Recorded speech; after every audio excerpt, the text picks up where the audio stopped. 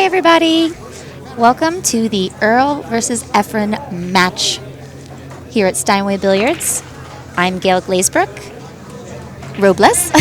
And Tony Robles. Welcome, everyone. We're excited to be doing commentary here for a little bit. We're going to be switching commentators here, but we're excited to have this great match going on here at Steinway Billiards. This is a battle of the legends, and for sure they are two legends. I mean, Gail's going to go over the accomplishments of both players. Well, and they're about to get started.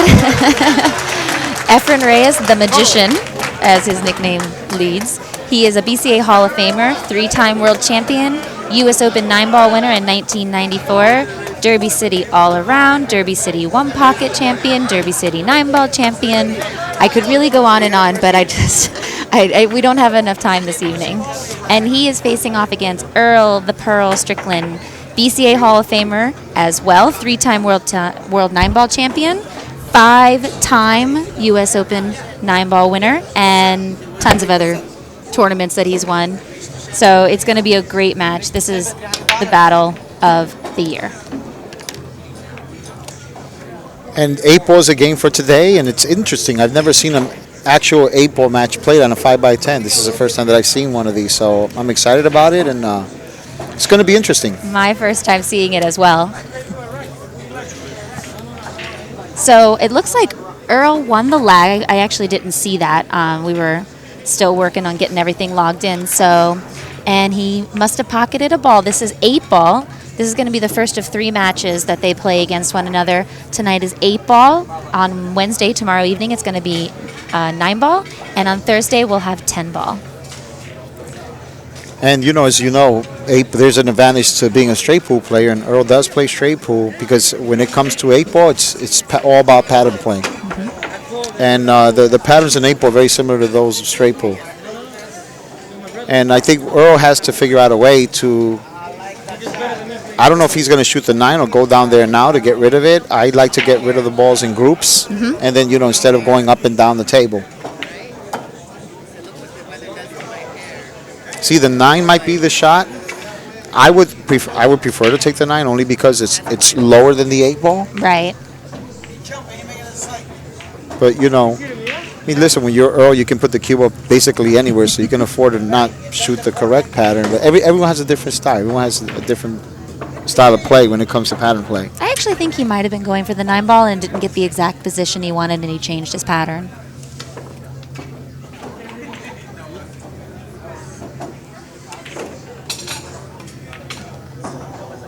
Yeah, you hit it great.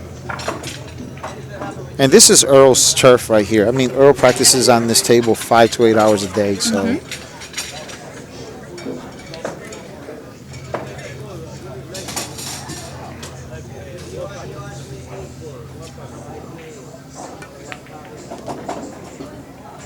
Well done, as long as he doesn't get tied up on that ball. As long as he doesn't end up, yeah. Almost wound up on top of Mount Everest there. I remember a couple of lessons that you gave me, and you were talking about how those extra balls on the table from your opponent when you are breaking and running, they become more and more of a nuisance as you get down the pattern. That's and right. You do get yourself in a lot of trouble, and you can't just think about the position on the ball. You have to also think about not getting bad position on top of another ball from your opponent. That's why I always tell you it's important to hit it with just-in-case speed. That's right. Just in case you run into the ball, you at least, knock it down enough to where it keeps the cue ball separated. Mm-hmm. So Earl takes that first rack, and this is a race to 17.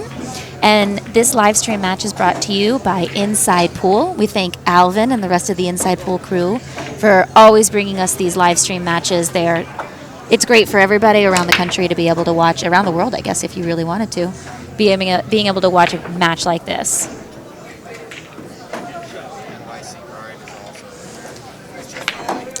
How do I sound? Am I too loud? No, not at all. No. Can you hear me, though? Absolutely. Okay. All right, we want to thank NYC Grind for showing up. We do have, well, let me start. I'm Alvin with Inside Pool, and it's an honor to be here. This is the match, the biggest match I've ever done in my life. I've been preparing for it for months. I'm glad to have Tony and Gail Robles here doing the commentary with me and joining us. We have some sponsors for this event. I'd like to mention ProPool.com will be doing the stats. We're here with NYCGrind.com. Too loud? No, closer. Put it closer to your mouth. Oh, okay, I'm not loud enough, obviously. Is that better? Yeah. Yeah. Okay. All right, Inside Pool TV, NYC Grind. We're here at Steinway Pool Hall, Queens, New York City. ProPool.com, Bank Shot Calculator, Kamui Tips and Chalk. Patron sponsors Thomas Warren, Richard Burkhart, A1 Messaging Service. And we're glad that you're here for this historic event, everyone. Thanks for joining us and supporting us.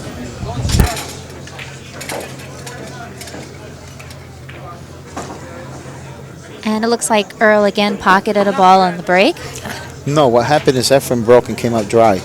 Oh, you're right. Yeah. This is an alternate break. Yeah. That's another good thing to announce, that this is an alternate break format. And Earl came up dry on that break, and so Efren came up dry on that break, and so now Earl's back to the table. And, you know, I've seen Jason Shaw. Jason Shaw has, not only is he a phenomenal player, he's an amazing player. I think he's one of the best players in the world. He also has a phenomenal break. And I've seen Jason smash the balls on his table and nothing goes in. You know, this is a tough table to break. But honestly, I think you have a better shot at making a ball, playing 8-ball, because there are more balls. Right. You know, in 10-ball, he couldn't make a ball. He couldn't buy a ball on the break. This is a tough table to break on. And, you know, so anytime you make a ball on the break here, you know, it's awesome. And, you know, what a great shot. See, that's straight pool knowledge, you see? That's straight pool knowledge. You had the right angle to run into it and use that cluster as a stopper to stop the cue ball for position on the 10 inside. Do you see any problems in this rack? No, none at all. As long as he ends up leaving one of the balls on the right-hand side for the 8-ball to shoot it in the opposite pocket, assuming that the 8 doesn't go by the 2, then he should be fine. You might want to leave the 9 in the side, or he can even just shoot the 13, the 9, and then draw back with the I can't see the ball from here. I assume that's a 14.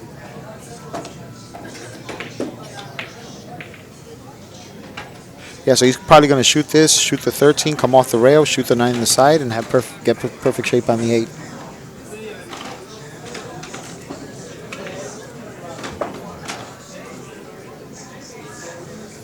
Oh, that helps.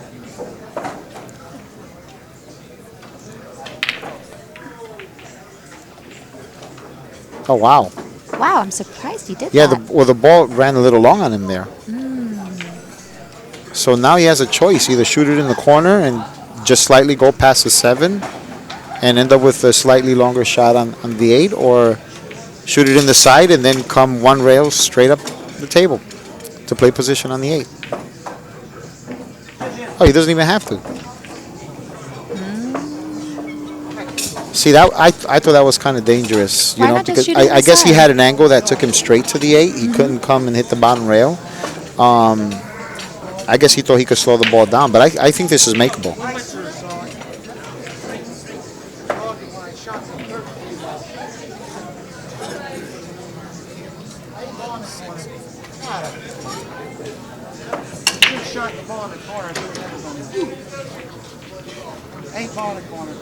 All right, so Earl has called the 8-ball into the corner pocket.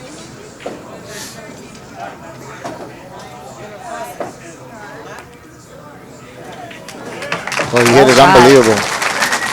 Dead in the center of the pocket. That is some home court advantage, I think, working in his favor. You have to see this room. Steinway is packed. They actually had a pay entrance at the door, and it's still completely full in here. You got the crowds all around the table, and it's really cool to see so many people this enthusiastic about seeing these two great players play. That's William Finnegan racking the balls. This will be Earl's break this time. William Finnegan is actually the tournament director for our Predator Pro-Am Tour here in New York City. We just recently had our season opener, and we had 105 amateurs show up for the amateur event on Saturday and 26 pros showing up on Sunday. So it was a huge event, our biggest of the season, of all of our seasons for our season opener. So we were really excited to have that. And many of the players that you see here are actually we're playing in the pro event. I got Francisco Bustamante right in front of me. How lucky am I?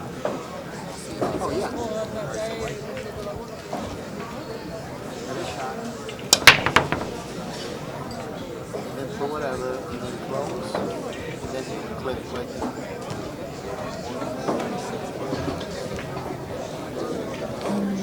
Earl was fortunate to get one of those last-minute 3-rail entry balls to pocket on the break, so he will continue to shoot at the table. I can do this at any point in time during the. I think so. Not now. Okay. And how do I switch the camera? I don't see it on there. Oh, I see. So this one and that one. That's it? So 1, 4, 6. Correct? All right, perfect. I got it, man. We'll do your thing, man. Thank you. Okay, so I was going over a couple of things with Alvin, and what's going on here? Earl's still at the table. Made a ball on the break? Yep.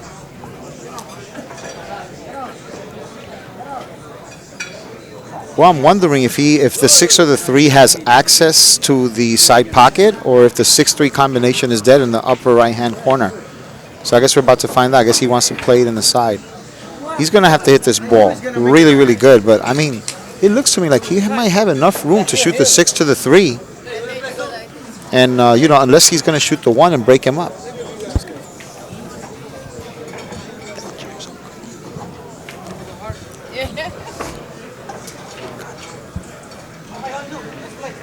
Yeah, that's a shot there. The thing is that if he shoots the 1 and he comes off the 6, he might want to come off the right side of the 6 just in case he doesn't end up with a shot. He still has the 2 ball as an insurance shot. Gotcha. But it looks like he's shooting the 2 ball now? No, I think he's shooting the 1 in the side. So if he's not shooting it, that means it doesn't go. Right. Because, I mean, he would definitely shoot that. So he might try to play position for the 1 in the corner or draw it straight back and shoot one of those in the side, right? It's the only other option that I see there. But let me tell you something. How did he hit that ball? You know how perfect you have to hit that shot on a 5x10 to get that perfect on the 3 ball?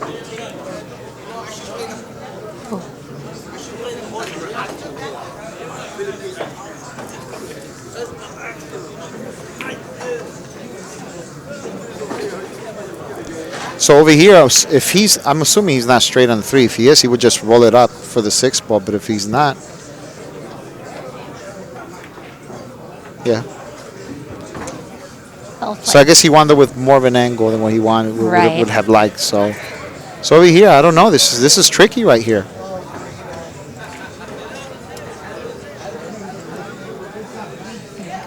That was what I was looking for. I mean, unless he can squeeze that 6 off the 12 in that corner pocket, I think that would be worth a shot because if you shoot the 6, you have to hit it with inside spin, and you have to hit it pretty damn good. Pretty good. Plus, he'd be over the 8 ball slightly. Yeah. I don't know if he sees that option off the 12. It looks like it goes off the 12. The 6 ball, I mean. Yeah, of course.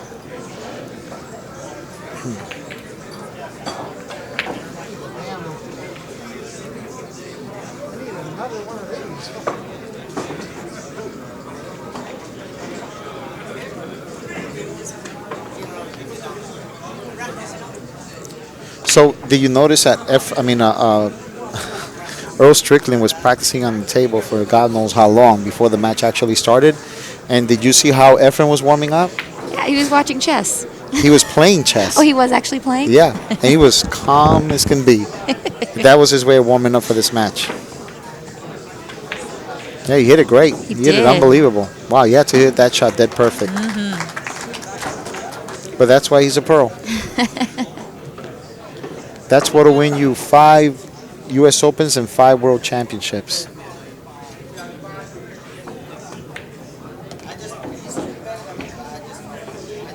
And looks like Earl is going to take a 3-0 lead against Efren. And Efren really hasn't even seen the table outside of breaking. That's right. Well, I think that the player that pockets the most is balls on the break is the one that's going to win.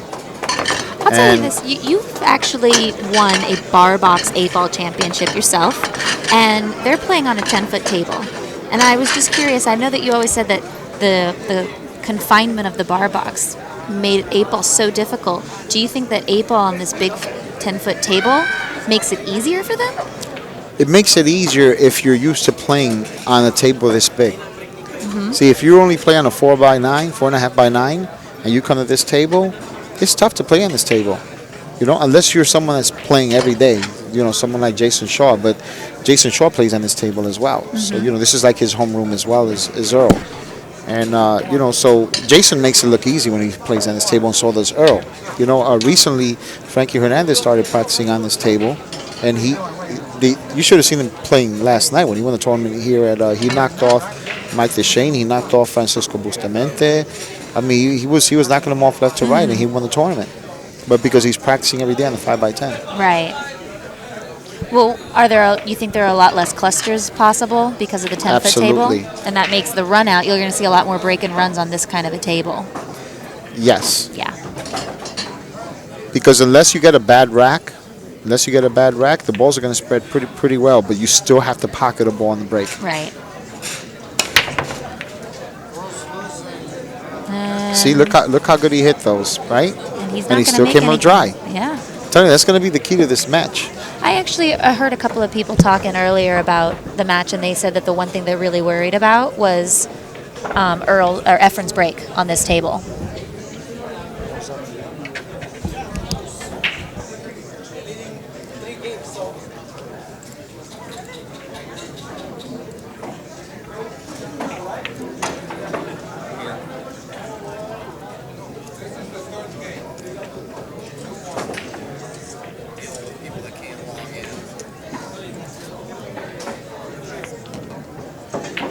All right, well, I think the only problem here is really the one ball, and the fact that the 4 and the 6 are so close to the side, it is an advantage for Earl.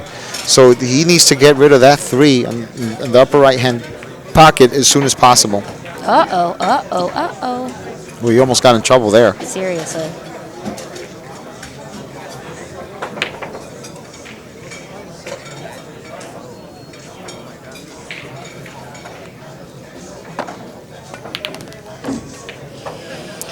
I'll tell you why, he got away with it. I'm really surprised he hit the ball that hard, because you can't shoot a combination with that speed. You're risking having the ball freeze on the rail. Is he able to still make that one ball into the side pocket? I'm not sure. If he is, then that's his out, because Right. now he can shoot the 5, the 4, the 3, and then the 1, right? I don't know if he's going to try to hit it off the 1. I don't know if he's able to. What's he going to do here? Is he going to shoot the 4 in the cross corner pocket? No. I think he's going to shoot the 4 off the 1.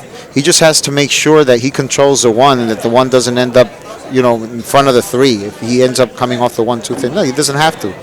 See, because like I said, if he can make the 1 in the side, he can use a 1 to get to the 8. He got position. That was amazing. I've said it once. I've said it 1,000 times.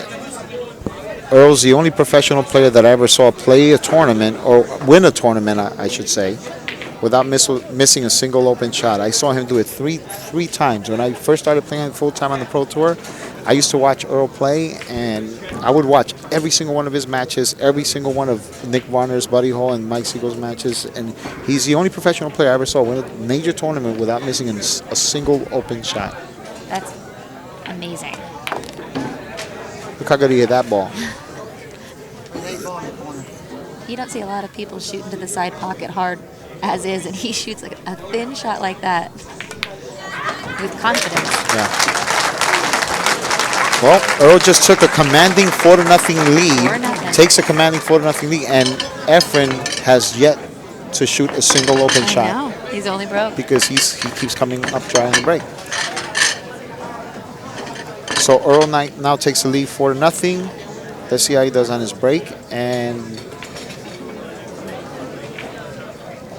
we'd again like to thank some of our sponsors. First and foremost, we'd like to thank Steinway Billiards for hosting this event, as well as Inside Pool and NYC Grind for providing you this broadcast. We'd also like to thank London Bridges Productions. Jeff Conway Company, who has a lot of influence with a lot of the pros, trying to bring them into the area and have them play in these types of events. So we appreciate Jeff Conway also for what he's doing. well, it looks like Efren is finally going to get his turn at the table. I'm excited. Sooner or later it has to happen. So let's see what the magician has up his sleeve.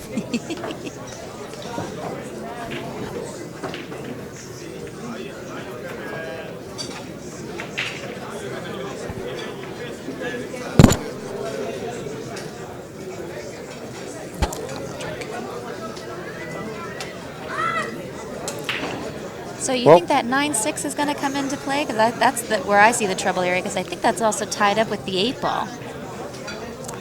Yeah, that 13-2 is going to be the problem. Oh, So he's probably going to try to figure out a way to either run into that cluster or just slice a 2 down the rail. Because once he does that, oh wow, look, he missed a 1 ball on the side. he hasn't Wow. shot at all. That was his first shot of the match. Yeah. And Earl, I bet you, I didn't see it, but I bet you Earl jumped out of that chair. Oh yeah. Leapt out. You know who used to leap out of his chair as soon as someone missed a shot? He was so excited to get back to the table. Jim Rempe, Oh, really? King James Rempe, another amazing player, one of the greatest 9-ball players I ever saw. And he, you miss a shot, he would get excited. He would start putting powder in his hands. It's like you could tell he was hyper. He was like excited to be in. You know, that's how much he loved winning. I like that kind of enthusiasm.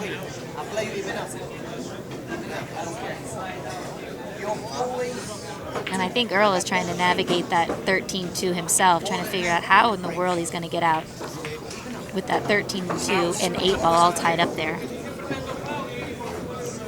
I don't know. You think he's going to shoot? Well,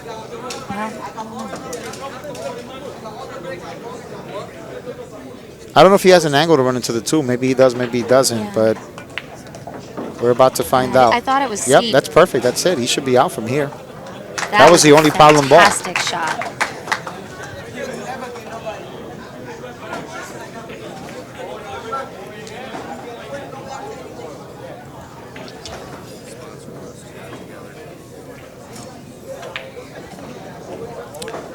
I'm not sure if he can make the 1 in the side. I guess, I don't know. It's kind of, this is tricky right here.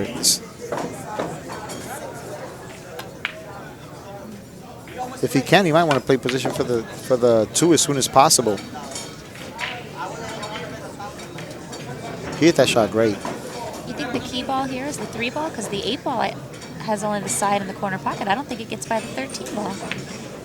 Yeah, I mean, if he shoots at the 2, he might want to get straight on the. He might, if he were, obviously he's not straight on the 1, but ideal shot would be the 1, 7, 3, and then 2. But he doesn't have a good angle on the 1, so he has to shoot it. That's a good shot there too, breaking out the Wow. cluster. But now the 9 stopped, or the 13 stopped in front of the 8 ball, so he's still going to need to play the 8 ball, but it's in a better position. It's in a better place for sure. Yeah, there's so much knowledge to be learned here. Yeah, but the thing is that, you know, there was a risk with running into the stack the cluster, because running into the cluster, he was going to have an off angle on the 1 ball. So he has to hit this really, really good if he plans on playing the 7 next, because the 14 is a big ball there. Yeah. So he might just decide to shoot the 3 ball, 2 rails, and hopefully get straight on the 1, and then shoot the 7 and come down for the 8 possibly in the side. 7 is in a precarious position. Because he just has a better chance at shooting the 3 and getting straight on the 1 than he does shooting the 1 and getting perfect on the 7.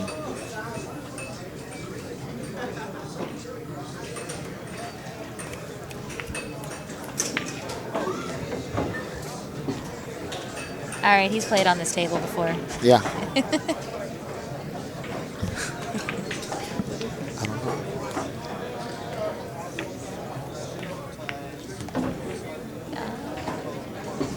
Did he get away? Did he hit that perfect?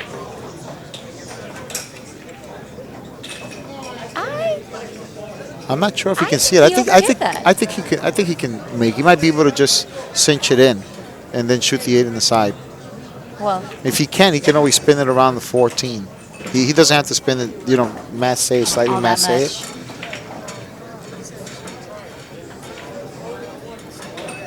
And actually, if he's putting that left-hand English, the masse, slightly, it would help kill the cue ball to make the 8 ball in the side pocket.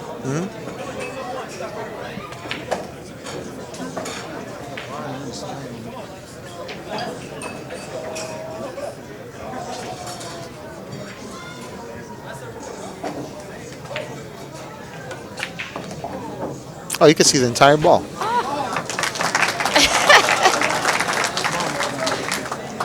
What a great shot.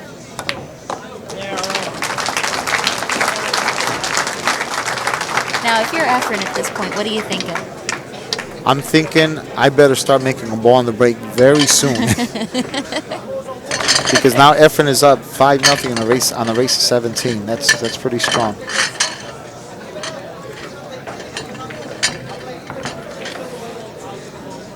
Did you come in with a favorite in this 8-ball match?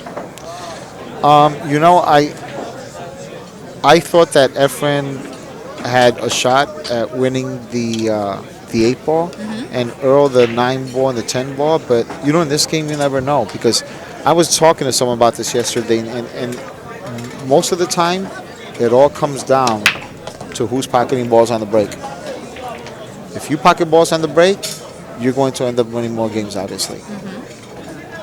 And Efren did successfully make a ball on the break. Did he make 2?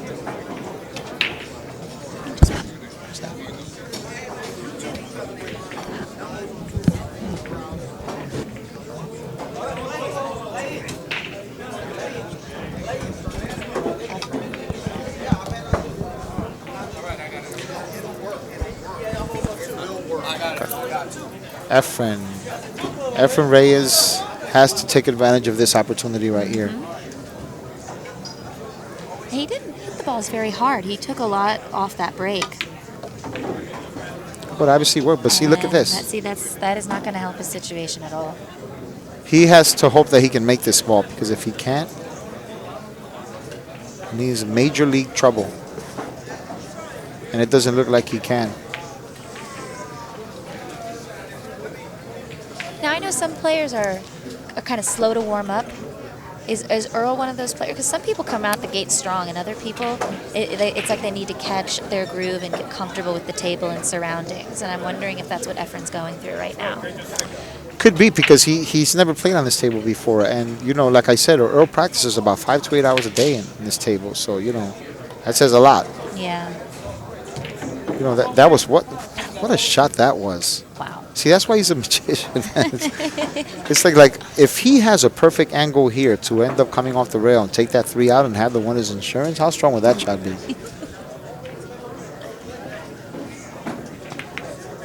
Yeah, he's breaking it out with the 8-ball. Look at that. Okay. It was a good effort. Well, I tell you what, he might be able to bank this cross side and send the cue ball 2 rails and leave the cue ball in the center of the table. I've seen him make these shots look like hangers. That would be mighty fancy if he did that.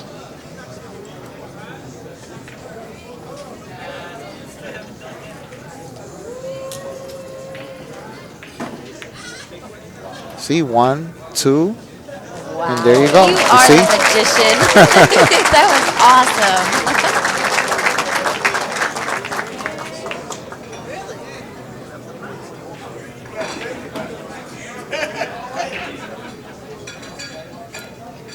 Now he has to come off the rail a bit. Boom, and he's in there. Yep. Just the right speed, too. He literally only had a very narrow room to get position for the 8-ball to go down that corner. Yeah. He's such a great 3-cushion player, though. He's such a, yeah. Awesome. Well, Efren finally gets on board. I am. And Efren gets on the board. And the score is now 5-1 in favor of Earl. And Earl will be breaking next.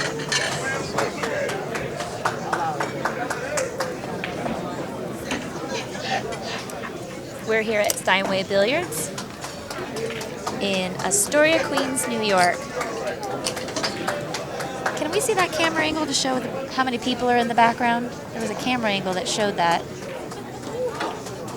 Look at how many people are watching this. That's just one side of the room. There are 3 other sides of the room. Oh, let's see how Earl does. Ooh, he almost made a ball on the break. Came up short there. Nothing. He's talking to himself already. Yeah, he wanted that 13 to go in too. Earl's feisty. He always is.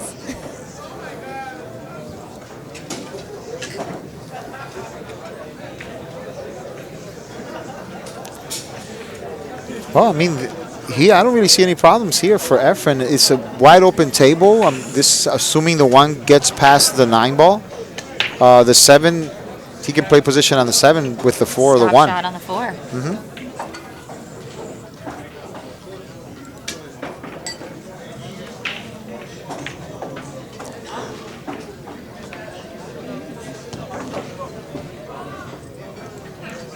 Yep, he can definitely make that 1 ball.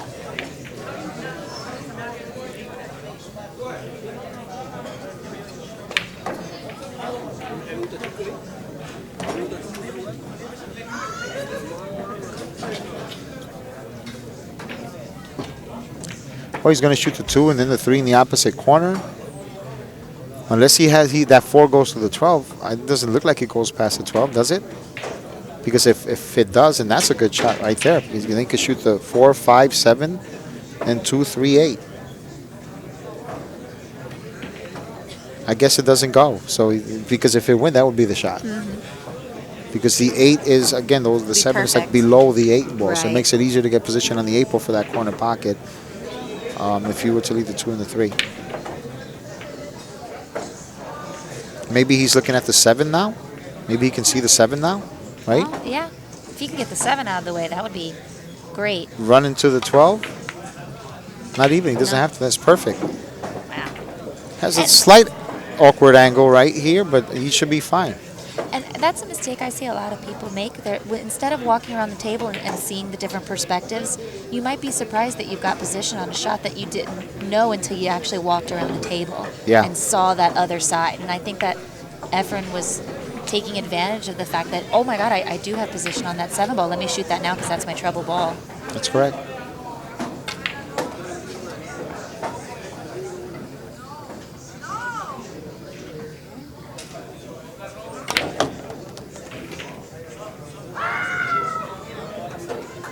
I love that shot. That was a great shot. Because now he can get the 4 ball out of the way, and then it's easy pickings from the 2 to the 8. Uh-oh. Don't want to come short. He should be fine here, right? Yeah, he just has to be careful because he doesn't want to risk going behind that 13 there.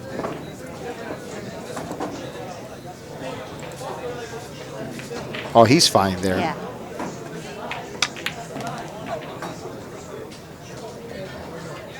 Woo-hoo-hoo. They make it look so easy.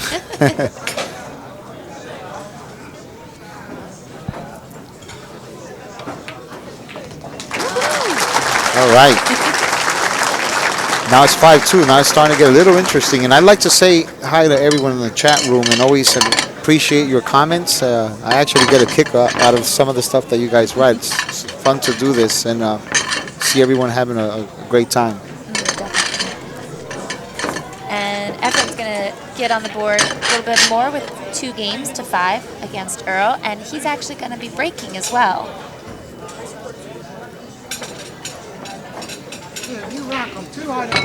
No, I'm sorry. Earl's going to be breaking him right now. And Earl's already complaining about Finnegan's rack.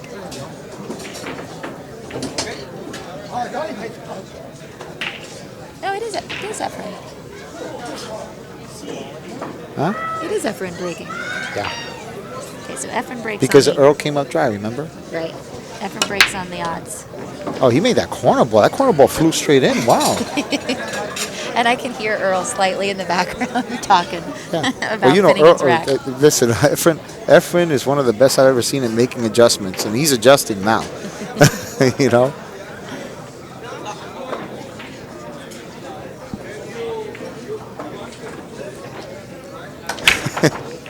You see that comment by Seb9? Efren is favored now that Earl is going cuckoo.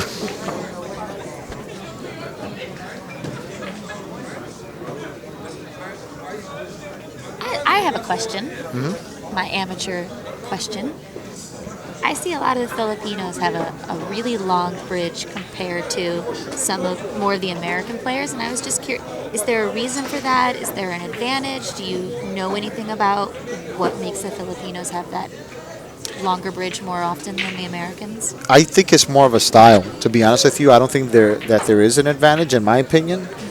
Because I've actually met Filipino players that don't have such a long bridge, but a lot of them do, don't get me wrong, but I've seen some that have short bridges that have great games as well.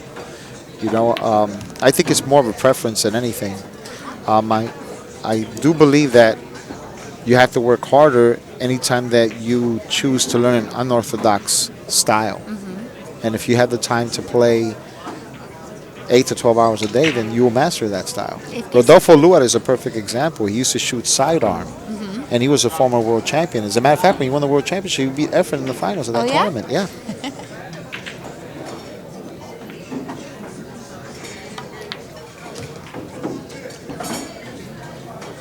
So let me change the camera angle here because I believe that the 6 does go in that corner pocket. So he's probably going to shoot the 3-1-7 and then shoot the 6, maybe come off the 15 to play the 8 ball either in the side or the corner. Unless he can get good on the 7 now and get the 6 out of there and then shoot the 1 afterwards. I mean, that is some tight So, position you know, right there. it all depends on the angle.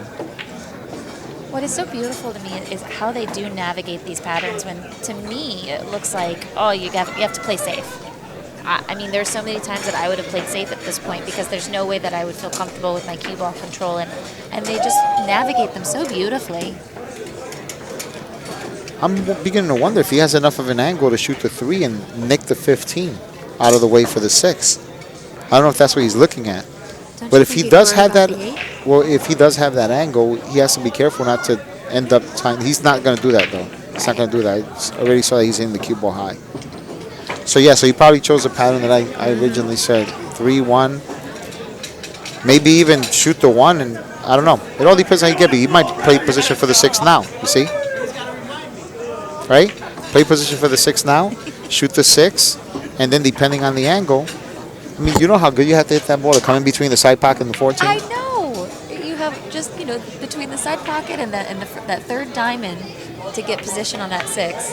And he still has to get good on the 7 ball. I mean, it's no gimme in my opinion because he's got to get on the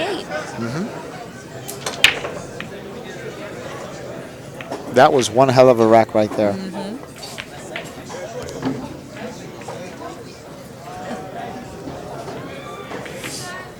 And anybody that thought this was going to be a blowout when Earl took a 5-0 lead, Efren just said, Says, I need to finish this match so I can go back to my chess game. yeah, we were talking about that earlier. Actually, when Earl was practicing on the table, Efren was playing chess.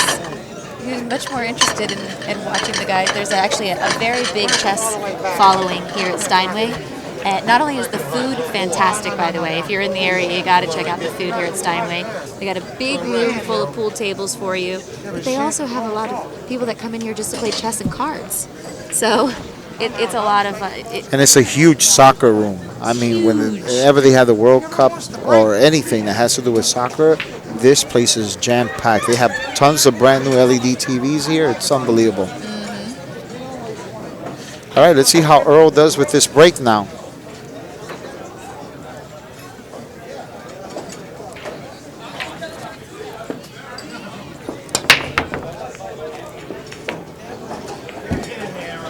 Well, he made a ball.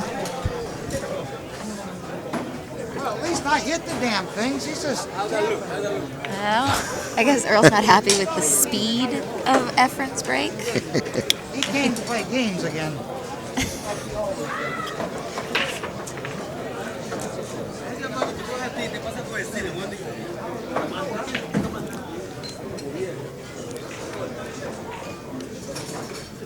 Well, Earl was a little unfortunate to have the cue ball roll back up onto that short rail. So it really limits a lot of his options. I think he'll be fine here, though. I mean, even if he doesn't get position on the 6, it's hard to tell whether he's straight enough. He can always shoot the 5, the 2, and then the 3. Boom. Boom, little friendly bump. Oh, look at that. He didn't get a friendly bump there at all. I'm telling you, when you're on He's that not going to short be rail, happy with this. Recording this match. Do not use your cell phones to record this match. he's in trouble here. I'll play the 3 ball. Oh, he's going to play the 3 ball. He's going to go into crazy mode here and go all out, you know? Makes you a genius or a psycho? Yeah. Yeah. That wasn't the genius. Well, you know what it is? It's like, and I spoke to you about this before. I think I can compete against anyone on planet Earth. Because I grew up playing 8 ball. 8 ball and straight ball are my 2 favorite games. I feel like I can compete against anyone in the world on a bar table, especially if it's a table that's tough to make a ball on the break, because I play the defensive game of 8 ball very well. But when it comes to playing 8 ball on a 9-foot table or bigger, it is almost impossible to play safe. Yeah. And that's a perfect example. There really wasn't anywhere, too many places where he could play a defensive shot, but every now and then you had the exception. Right. The exception, he actually had an opportunity here to probably hit the 3 ball, go 2 rails, and bury the cue ball behind the 5 and the Right. 2. He didn't take advantage of that. Right. That's true. He That was a became good blinded point. by his rage and wound up going for the crazy shot. And now Efren has the opportunity to come within one rack because of it.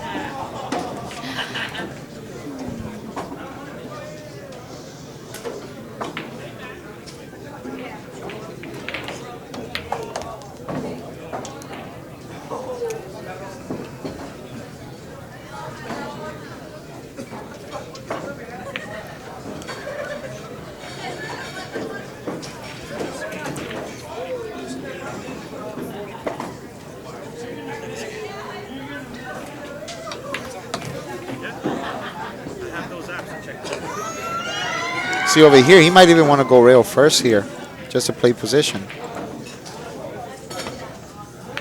He did right? exactly what he did.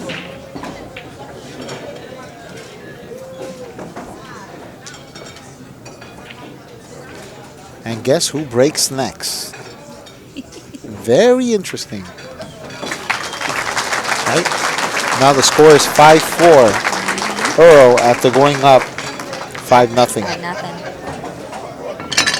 What did I say about the break? You make a ball on the break, it changes everything, Yeah, of right? course. Especially on this big table. And the ball seemed to be spreading decently well. I know Efren's actually not shooting the break very hard, so I think that's why he's having a little bit more of a confined pattern than, because Earl's hitting him pretty hard.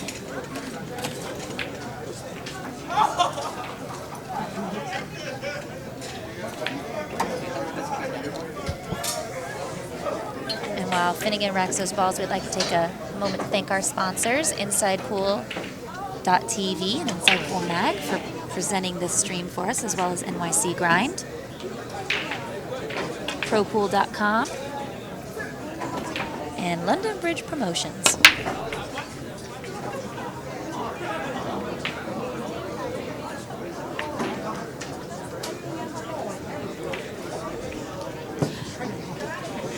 Earl's not happy about something. Scientifically, no way that ball ever supposed to go in the hole.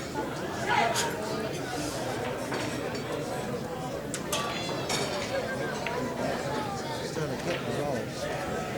Well, it was unfortunate for Efren that he didn't make a ball on the break, because that would have been his shot at tying at 5 apiece. So it looks, it's a good chance Earl's going to get out from this one. I don't see anything wrong with I mean, this he spread him well. Yeah. And it's like I said, when you spread him this well, it's tough to to defend yourself, to get another turn at the table when you're playing with two legends like this. I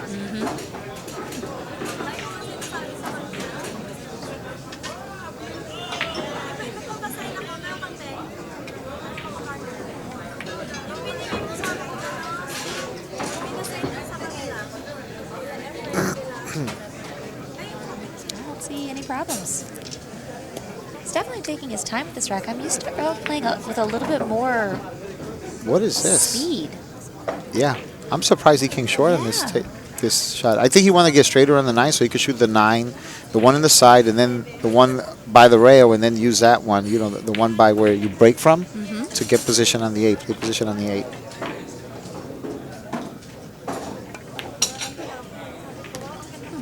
Well, that's definitely not where he wanted to be. He should have no problems here, though. But you're right. He was definitely a little out of position on that 9-ball shot. Yeah. Yeah, because now instead of doing stop, slightly come off the rail, and then just roll it down a bit, he's just going to have to work a little extra hard for it. But he'll be fine.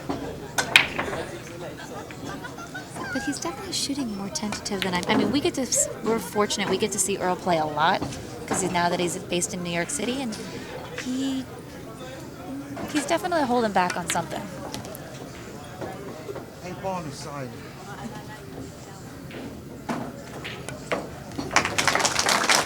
Okay, so now Earl takes the lead. Well, he already had the lead, but he goes ahead by the score of 6-4.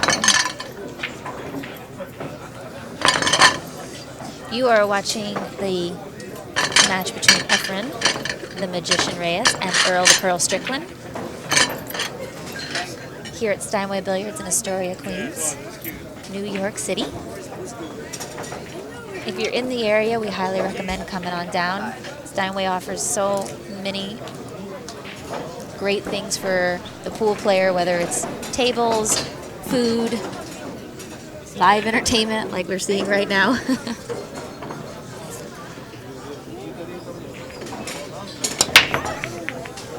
And that ball's going to make it in the corner pocket.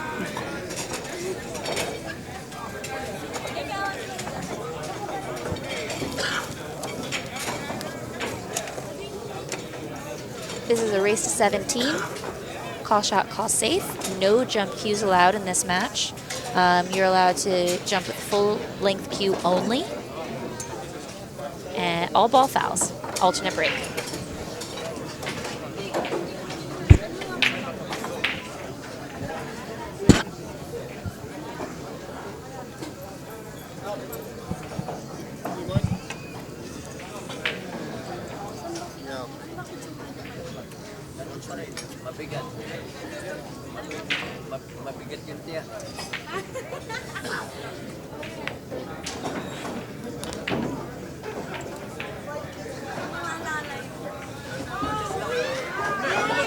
Well, I would say I don't see any problems here either. 4, 1, 3, 7, and then draw back for the 6, 2.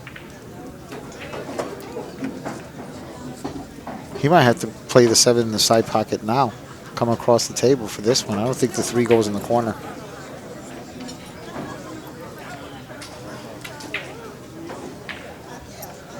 This thing's got me.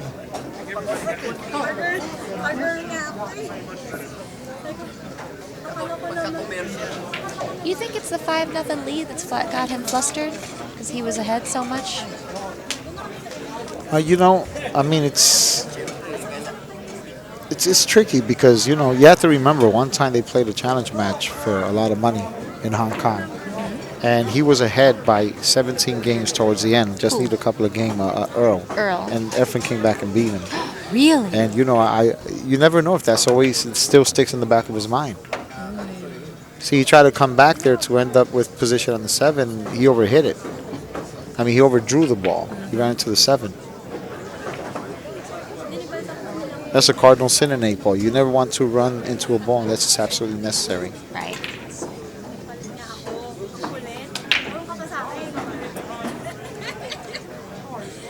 This is such a slow pace for Earl. I'm just not used to this. He is much more on the table and shoot, shoot, shoot, bang, bang, bang, and he just seems so tentative. I'm just not used to this at all.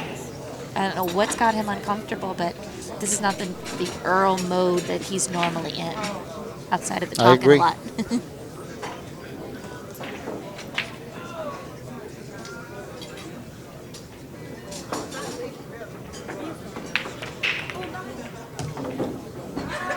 Ooh, look at this. That I didn't want.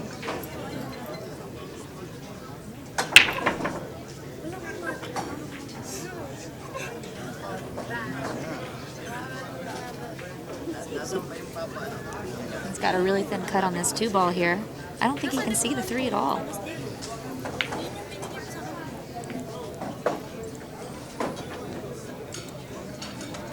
I'm not sure if he can, but if he can,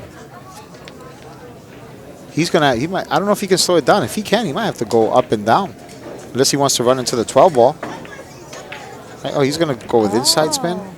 Wow, he hit that shot really good. He did. He shot that really well. And he got a perfect angle on the 3 to get position on the 8.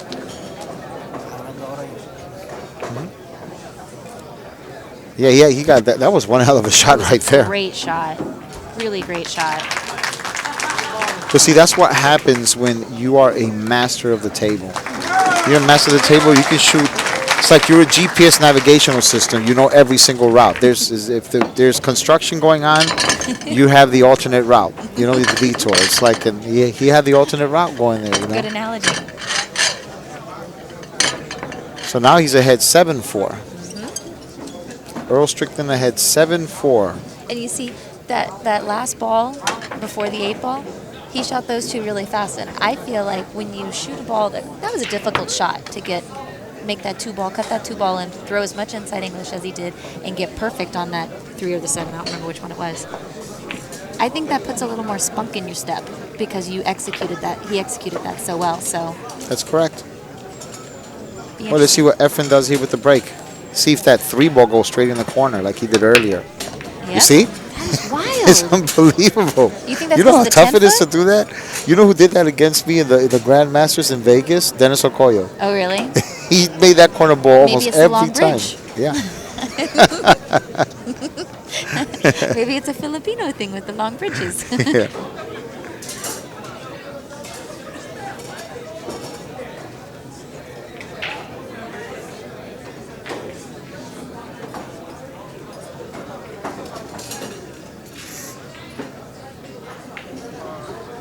Are you going solids or stripes here? Let me see.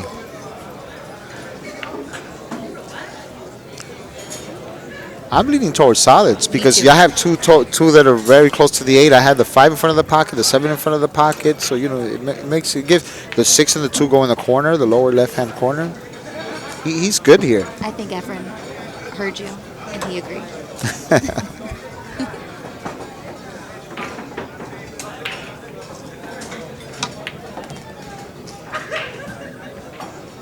Ooh, surprisingly, he overhit that one.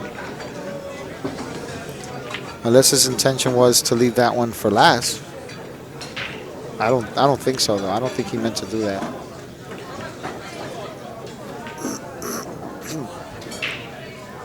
I mean, if the 6 goes by the 2, I don't think he has any problems. I'm pretty sure it does. It looks like it goes. I just think he's trying to figure out what to shoot here. He might want to see. I think he's trying to figure out if he can somehow get position on the 1 so he can use the 7 to get to one of those balls there. If not, then he's going to have no choice but to shoot the 7 next. Wow. Yep. Wow. He hit that great. He's in good shape here. Because now if he shoots that ball, gets position on the 1, then come down for the 2, shoot a stop shot on the 2, and then the 8 ball on the side. Very well played. I've learned so many things from this match already. Like what? I mean, pattern play. I mean, running into the balls. I play a lot of 9-ball, and so I feel like you're constantly trying to avoid running into balls. But in 8-ball, it's such a critical component of being able to break out clusters, And to help control the cue ball. yeah, it's very true too. And it's just a lot of good lessons, particularly I feel like in this match in nudging balls and helping yourself get out. All right. Yeah, good point. Good point. So Efren wins the next rack, and now the score is 7-5 in favor of Earl Strickland.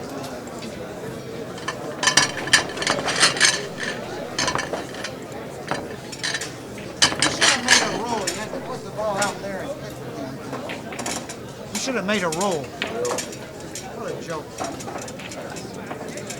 Let's see if it'll go for me.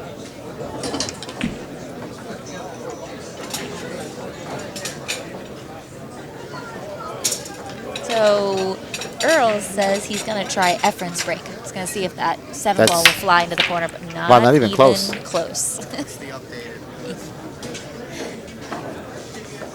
Not even close.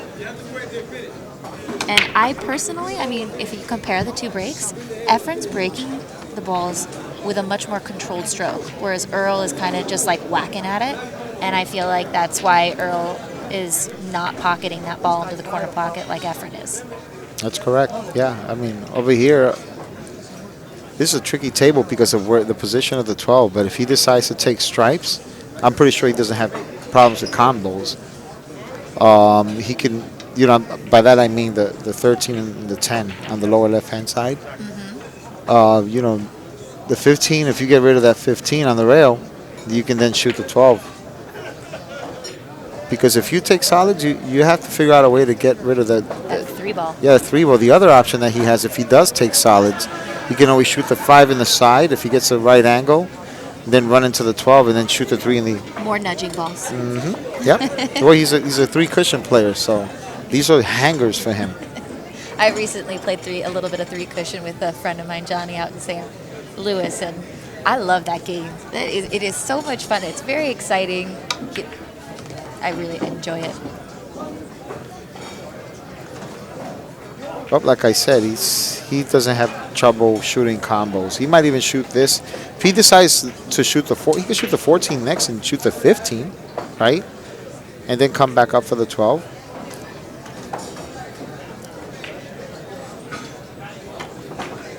He can also shoot it with follow. He has options here. He has options here. He could have also shot it with follow and then shoot the 13-10 combination and come back down for, run into the 12 or something. But he does need to get that ball on the rail out of there as soon as possible before he runs out of other balls.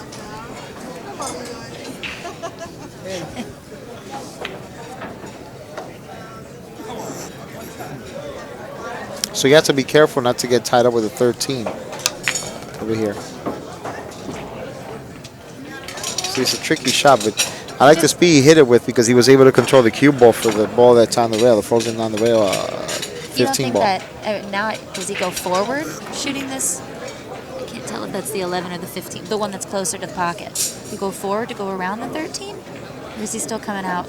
I like going 3 rails on this shot. You know, Yeah. I like going 3 rails because if you leave it past the side pipe, once you get past that point, if you can't make the 13, you can shoot the 12.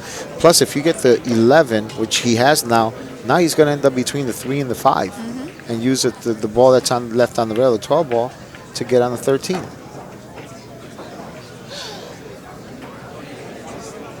I mean, these guys are just moving around this table so well.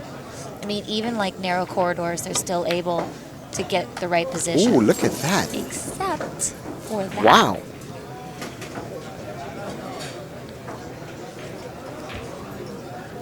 Just as I was speaking. That was a surprise, huh?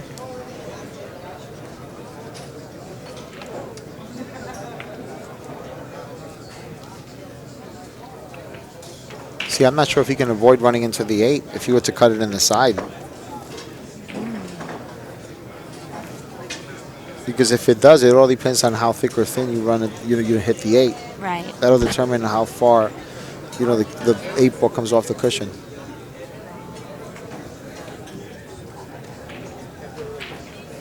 Now, I mean, looking back on the pattern, obviously, Monday morning quarterback is always right, but he left what I thought was the trickiest ball in the rack for second to last, and that's sometimes a dangerous situation because.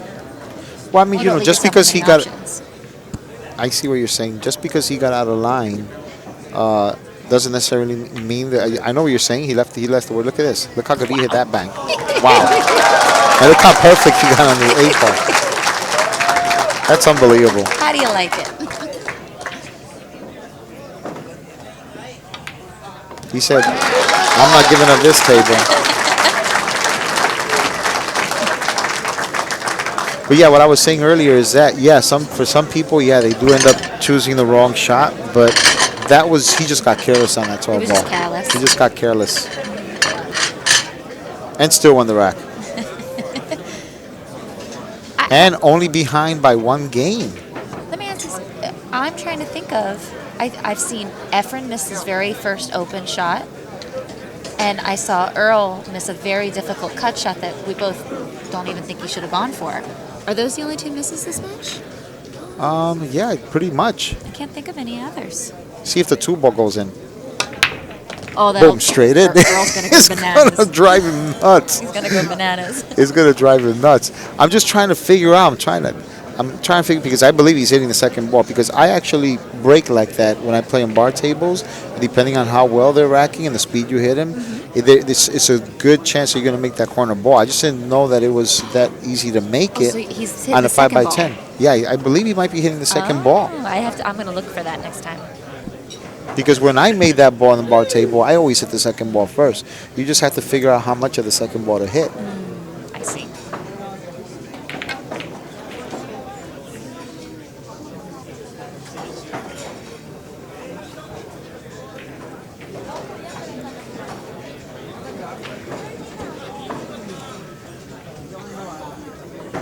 Yeah, and I don't see any issues in this rack at all. And I know Earl is festering over there in his chair.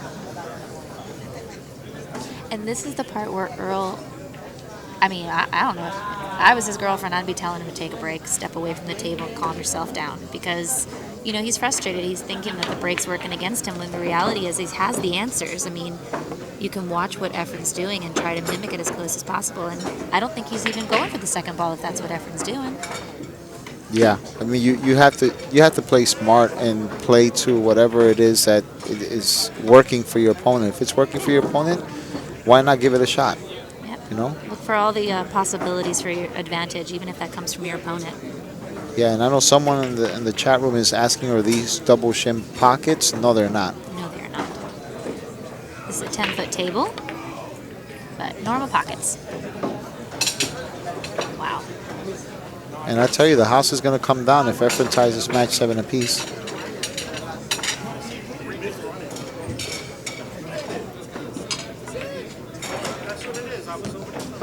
You're welcome. And he used all of the pocket on that shot.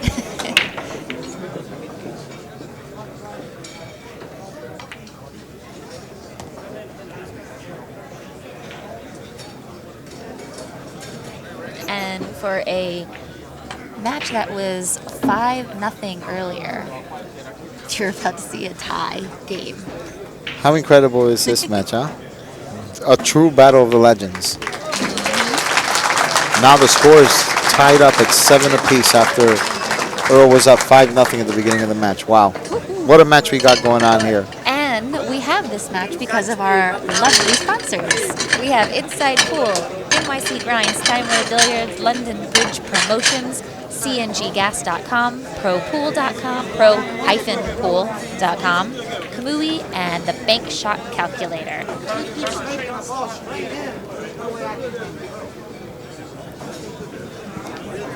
That ain't no good.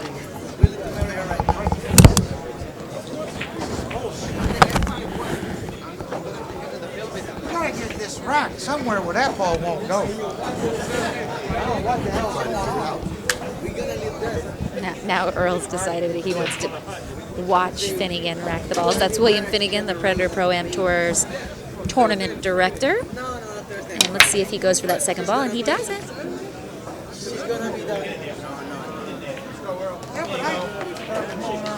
Yeah, but I'm making balls in all pockets. He's just making one ball. Still don't. It ain't right. Earl never leaves you unentertained. Earl never leaves you unentertained. There's normally not a quiet match going on when Earl's playing. Figure that one out. Sometimes.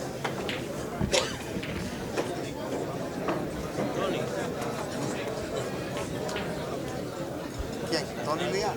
¿Ah? Oh, sí, ya. Está jugando bueno.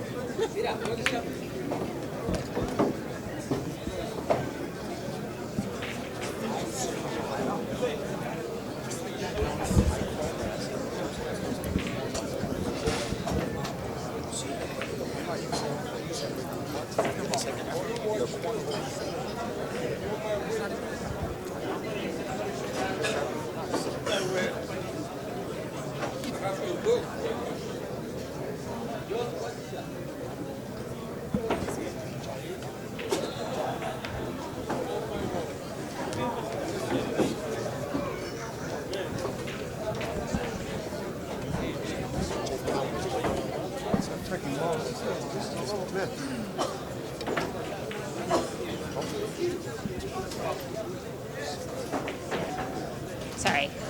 Taking care of a few things in the booth here. We'll be right back with you.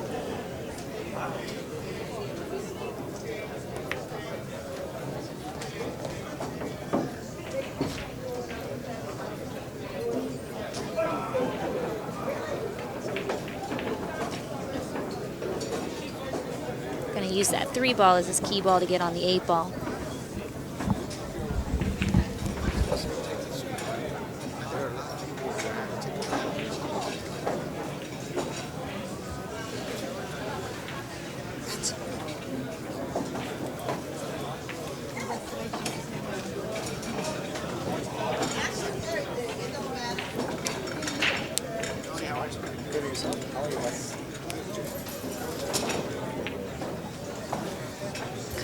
surprised that he's shooting that ball, but that's why.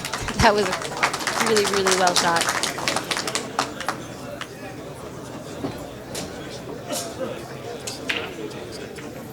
That's about the hardest shot that's been made, isn't it? We're actually going to bring Jeff Conway into the booth with us.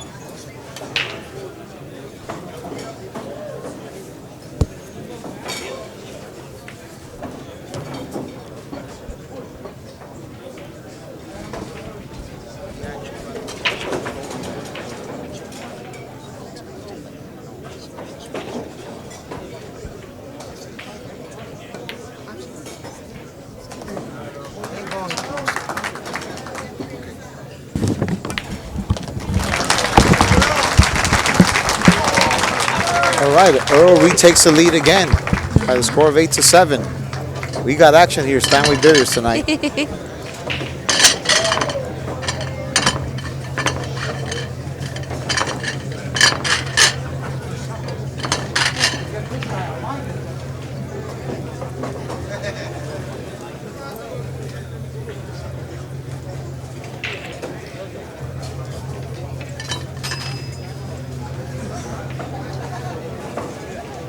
And I want to really pay attention to Efren breaking the balls here. Really curious how he's hitting that second ball, like you said. He's hitting with the best speed. I am going to take a little break and let Jeff Conway take over the match because I'm going to sell some raffle tickets for an Icon 1Q for my son's gymnastics team to help them buy equipment for the new season. So I hope all of you are having fun out there, and I will be back later.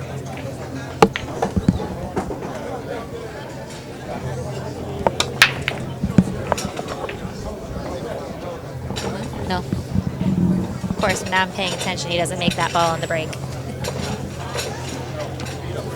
Hello, Mr. Conway. Hi Gail, how are you? I'm good. How are you? Long time since we did some commentary together. Yeah, it's been at least a year. I've been in rain and sleet today, and now I've run into a gale. How about that?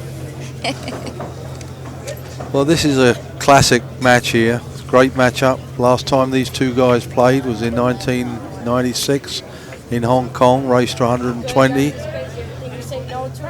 And on that occasion, Efren came back from 100 to 112 down and fought back to 120 to 117. So it was pretty good. And I see, Gail, that this is a match in eight ball, which is difficult to make balls on the break, and that's really what it's all about. You know, Earl got off to a great start making balls on the break. Efren was sort of stuck in a little jam there. Now seems to have hit a sweet spot. And Yep. so what do you think generally? A lot of people here, right? It's great. Turned out really good. Huge crowd of people here, and really it has come down to the break because they haven't missed much. I actually can only count one miss each. Efren missed his very first shot of the match. Right. And Earl missed what I think was a wild shot. I don't think he should have gone for the ball, but a really tough Right, cut and on the he two ball. almost got out of position on an 8 ball, but made Yeah. a great cut in the corner. So Exactly. that could have. Other than that, they're playing perfect ball, and it's good to see Efren at 60 years old still got his eye in and playing well. They're playing fantastic. I'm learning so much watching this match. I've just seen such an elegant way of getting out of a rack. Yeah, difficult racks. I mean, lot like of one of difficult. them Efren had where it was all the balls were down in a line down the middle of the table, and it was like, how's he going to do this? And of course, that's why he's called the magician. That's right. Because that's how he gets out of it, you know.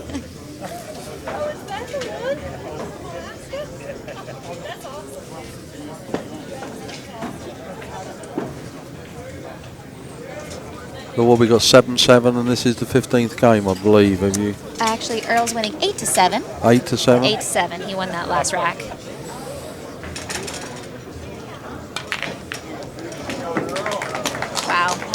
Wow. Unless that 4-ball. Oh, and it doesn't look like it is. I thought the 4-ball maybe comboed into the side pocket. Yeah, Earl looks like he's in a destruct mode, but I think it keeps him motivated. I think it's more for him than anyone else. This guy truly is blessed. eye on it, like maybe it goes in. It's hard to tell from this angle if that combo is direct. He's going to probably go for the 7 ball and see if he can nudge out these 2 balls. I'll play the 7 ball. Well, he's going to play the 7, he says. You think he's going to try to nudge those 2 balls with this?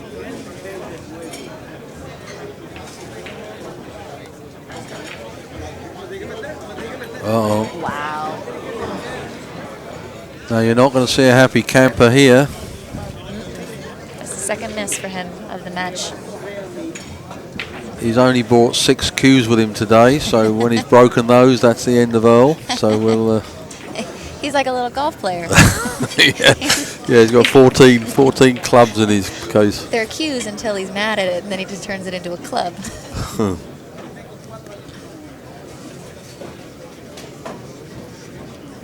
No jump shots in this match at all, which really is a way of showcasing their great billiard skills, because both of them are phenomenal.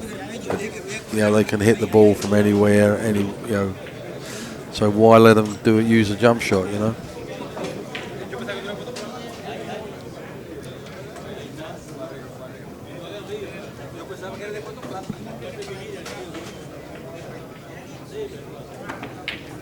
I don't think Efren expected to get back to the table.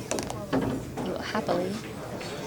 He's played some beautiful soft banks to like just enough speed to get perfect positions, just like beautiful, you know. They float in. Very elegant.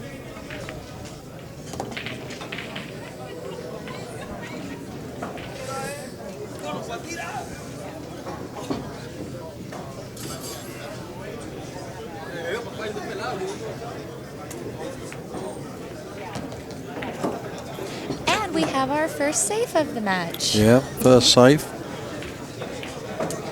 He could have probably run that in there with a lot of draw on that and made it roll forward, but I guess he saw that he's just stopped the ball where it is. He's got a nice safe. But I think that 4 goes. Is that the 4 ball, Gail? Or That is the 4. You're talking about the 3. yeah. I think the 4 ball. If he can hit it, if he can come across the 3 from the other side, he can throw that in there. 'Cause it looks like he's going to miss it a little bit down. It's hard to tell, isn't it? Yeah, it's difficult. Yeah. Yeah, he's looking at it now. I think he wants to hit it just a little on the towards the centre of the table side of the 3, and he can throw it. That's what I think. I don't know what other options he really has. No. I mean, the 6 ball, he would run right into the 8 ball if he goes for that Well, shot. he's got the 6. He's going for the 6. Probably going to maybe run forward and try and hide it behind the 8. Oh, he's not going to like that. Yeah, no, he isn't. I think he might have been thinking to put it behind the 8, or maybe the 6 was going to cover that stripe. That's what. I mean, on this big table, playing a safety long distance is that much more Right, difficult because you have so much green. And I was talking to Efren yesterday, and he hasn't played on a 10-foot table for God knows how long. But maybe he might have banged balls around it when he was here for the. Oh no, he wasn't here for the straight pull this year. It was the year before, and he picked it up last night. I brought him in early to play on the 10-foot to just get his eye in, and I was amazed that after just a few shots, it was as if it was a 9-foot table. You know? I think you and I both would agree we'd rather play like Efren, uncomfortable on a 10-foot table any day of our life compared to our own play. Right, oh absolutely.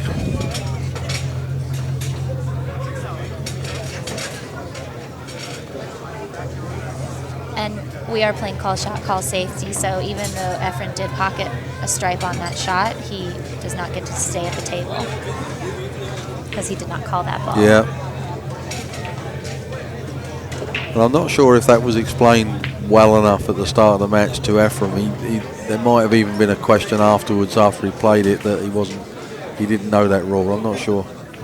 We explained it to him at breakfast, but that was a long while ago. Wow. Now he's still got that problem pair of balls. Yep. He was hoping to have that. And if he wants to throw it to the 4 ball to the left, or nearer to where he is, that's not the position, there's the wrong side of it.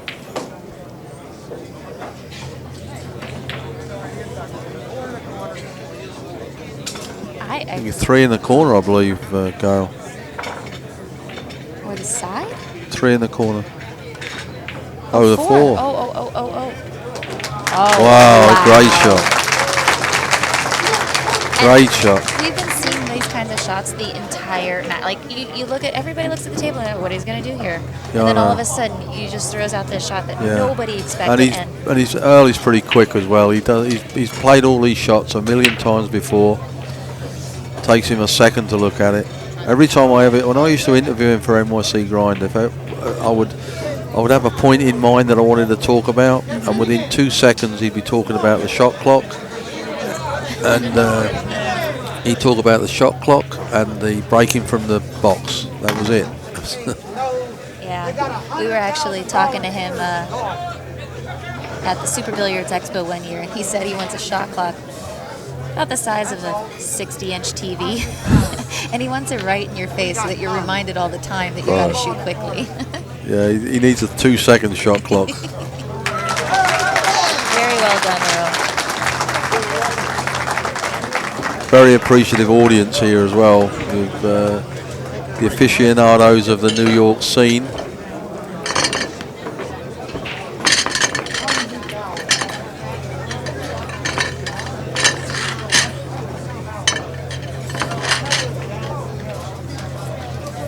Is this mine? Yeah.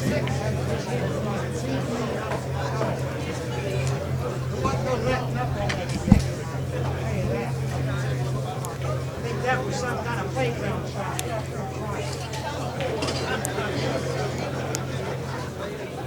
Yeah, that was a real playground shot.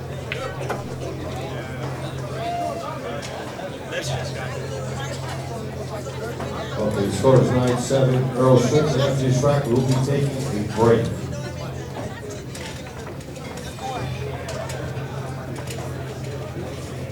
We'll take a break at that same time, I'm sure, and they can run some adverts.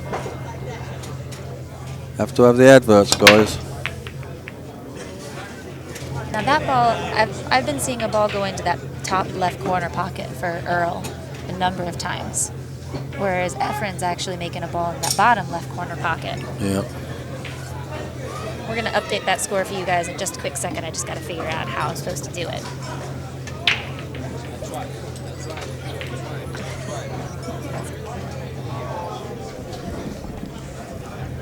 Mr. Zion Z standing near us.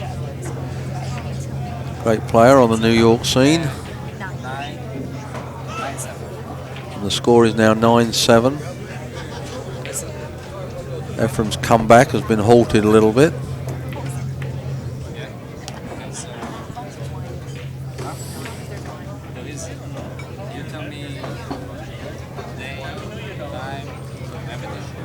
Cool shot, cool safe, alternate break, which takes the slop out of the game.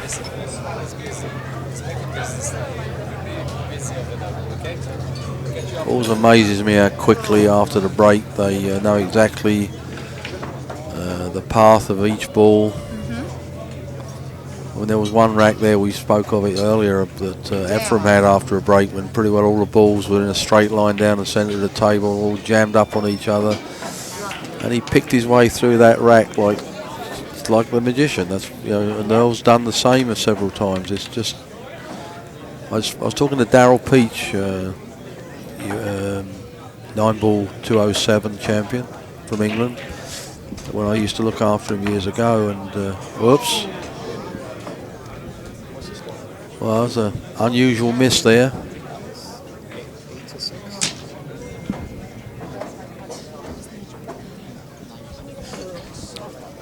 Unusual miss there brings Efren back to the table. And Daryl was telling me that when he breaks in 8-ball, I said, how quickly do you know which set of balls you're going to, one going to go to the table after the other guy's broken, maybe? Which balls you're going to pick, sequence of balls. He said, about a second.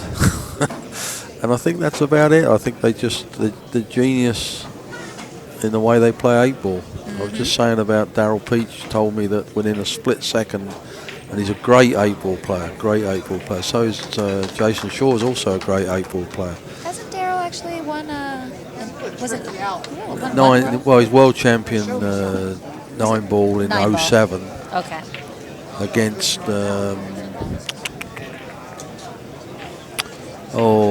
He used to have a little flick of colour in his hair, the Filipino young guy. Alex? No. I can't think of his name for a second. He broke down and cried after Darryl made a bank and ran the last rack out. Aww.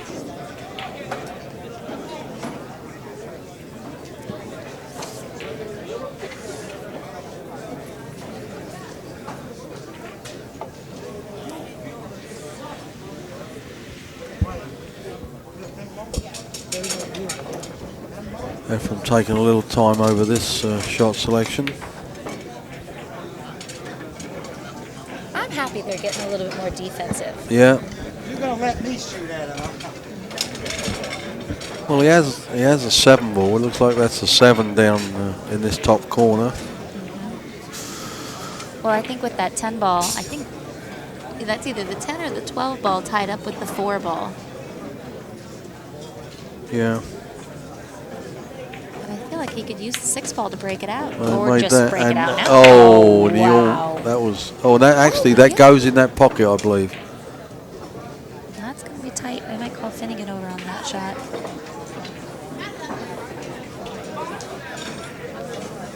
Or he makes the 3 and goes round for the 6 and splits them up on that shot. That's what he's looking at. I'm not so sure if he can hold the ball near that. Oh, I think he could. Yeah, he's going to have to hit it really soft. And if you threw some inside English on Yeah. it, would kind of kill the cue ball a bit Yeah. off that rail. And he'd like to just have a little angle to go across and nudge that 4 combo. 4-10, right, I think. It's hard to, it's either the 10 or the 12. It's difficult on the monitors, guys, so don't blame us too much. Yeah. It's a little straighter than what he wanted, I think. He's going to have to force something here, maybe. Yeah. He won't hit this ball light.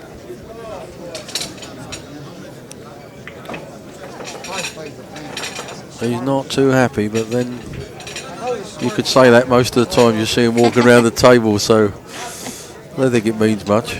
Did you get a chance to watch that interview that he put up online? Yeah, I thought it was really great. I think when they just let him basically run amok, which is what it looked like with the, I'm sure they cut a lot of stuff, but they just let him talk. He is such a character on the mic. I agree. He could just tell stories. I sit up here sometimes at the bar in Steinway, and I wish I had a tape recorder with me because he tells stories and then he gives his little giggle and I love listening to him talk. I do too. He really, I mean, obviously he's got an assortment of stories And he's from his pool career, but he's just so great to and he listen to. basically he lives and dies pool. Yeah. That's I've listened to him. Oh, no, he's not going to be happy about that. And Efren needs to get back in this because he had a little run there and got it back to 7-7. And I believe he's 9-7 now, right? So 9-7. he'd like to make this 9-8. Cut this in and run down for the third 11 ball probably. Oh, there's a ball in the corner. I didn't see that down there. I was looking at that other ball. See, if I were at home watching, I'd have this on my big screen TV. But we're actually watching this from a little computer screen, so bear with us if we can't see the balls correctly out there.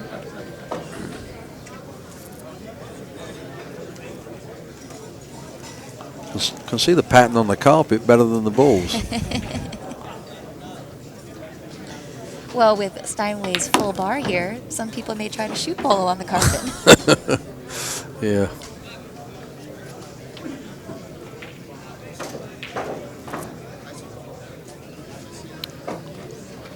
I think the last time we probably did commentary together was Comet Billiards, which...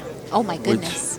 It doesn't even exist anymore. Breaks my No, I think we've done little some pool player somewhere heart. else. I think at the US Open, I think. Was you there? Have you ever No, I don't think so. I don't know if I did commentary there. been? Expo, maybe.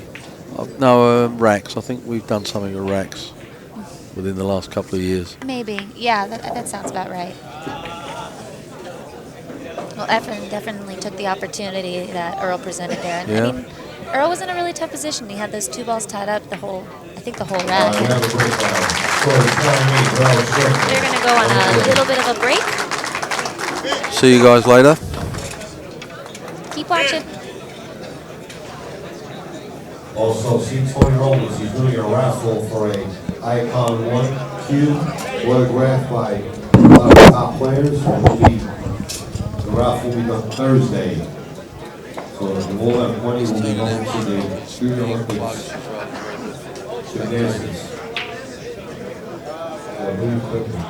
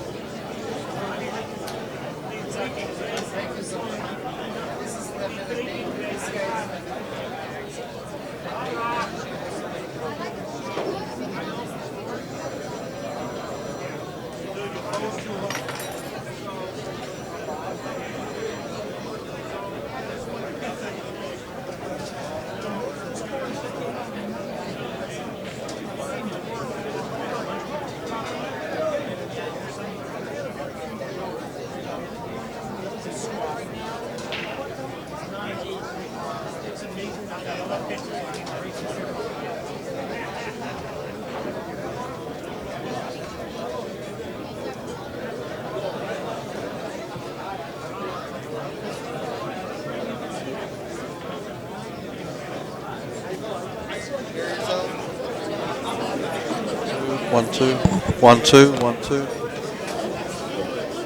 Can you hear yourself? 1 2 1 2 1 2 1 2 No? Yeah. 1 2 1 2 1 2 1 2 I can hear him. 1 Hey guys out One, there, can two. you tell us how the volume is? How we're doing volume One, wise? two, 1, 2. 3 is next. Thank you, LA Slim. They said 3 is next. Volume is good, somebody says. Sounds good here. We're both okay? Well, they're Think we're back. Taking on. I do. You know how to do it? Yeah.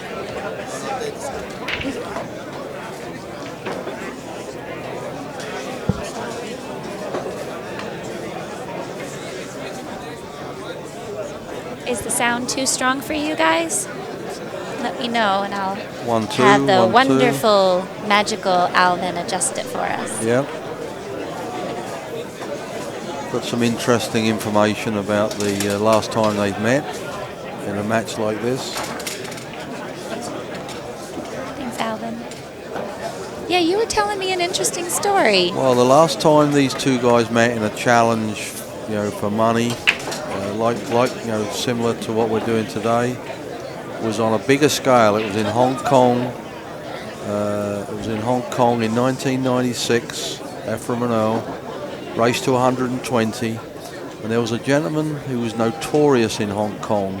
He was a member of the racing fraternity, the horse racing fraternity, and was a big name in that area. And he was talking to Mark Wilson, who's a great commentator, a friend of mine. I love the way he does commentary. And he was telling me that We resume play now. this gentleman came up to Mark. He was in Hong Kong, and he said, "Mark, who do you think's the best player in the world?" So he said, "Well, it's probably a toss-up between Efren and Earl." So he goes, "Well, how are we going to find out?" So he goes, "If I put up $100,000, it's his own money." The guy said, "If I put up 100,000, this is in 1996. That's a lot of coin now, let alone 96. Exactly. So, he said, "I'll put the money up, and we'll." And of course, for 100,000, they flew over no problem, and I'm sure they had their airfares paid as well.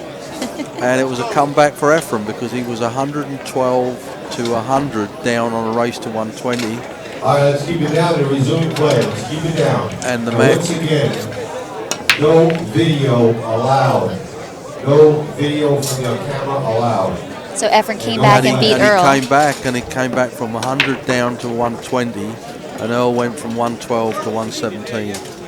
And so, in a way, this is a different format, different disciplines, but I'm sure Efren wants to stamp his authority on this match, or matches, and wants to come out the winner. So we'll see what happens. But right now, it's a close match, 9-7, 9-8, I believe.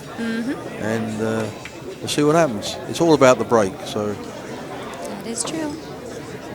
Get you guys a different camera angle here. Keep it down. Let's go. No, keep it down. Can you imagine just saying, "I'll put up 100,000 to see who's the best player"?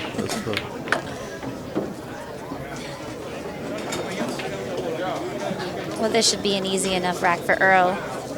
I believe Efren came up dry on the break. I could not see the monitor at the time.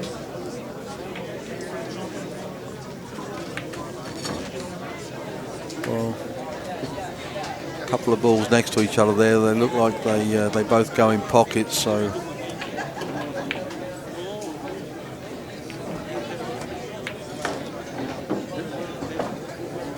Oh, and he cleared that 4 ball, so everything should be golden right now. yeah, and he's going to be coming off the right angle here to make that other stripe into the opposite side pocket, probably.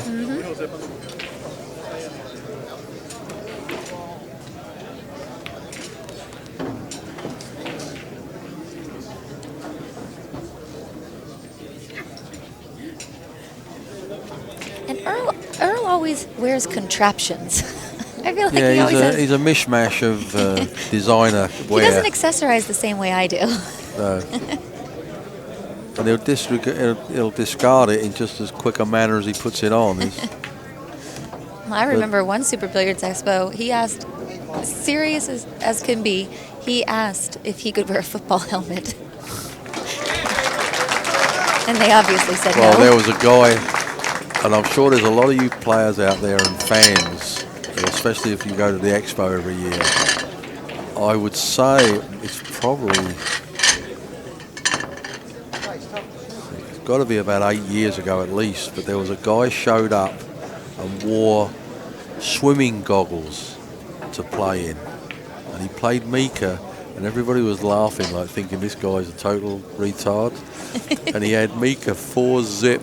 He ran 4 racks on Mika, and Mika's sitting there going, what? I can imagine he was thinking, what the hell, I'm getting beaten by a guy in swimming goggles. Yeah, it was a classic. And they let him wear them. They said he's obviously a bit of a character, this guy. Thank you, Tony. And we've got a ball in the break. And that'll make Earl happy. I just purchased some tickets in Tony Robles' raffle, which is for a good cause. Thank you. We're doing a raffle for his son Jonathan's gymnastics team for new equipment. If you're in the area, you can come on down and buy a raffle ticket here at Steinway Billiards. It's a beautiful Icon 1 Predator cue signed by the 2 players you're watching, Earl and Efren, as well as Tony Robles, Mika Immonen, and a couple other people I can't remember right now. And if you're coming down here just to buy tickets, then we'd like you to buy a food and some drink and bring 100 with you. You won't be disappointed with the food and alcohol here, I promise. No, you won't.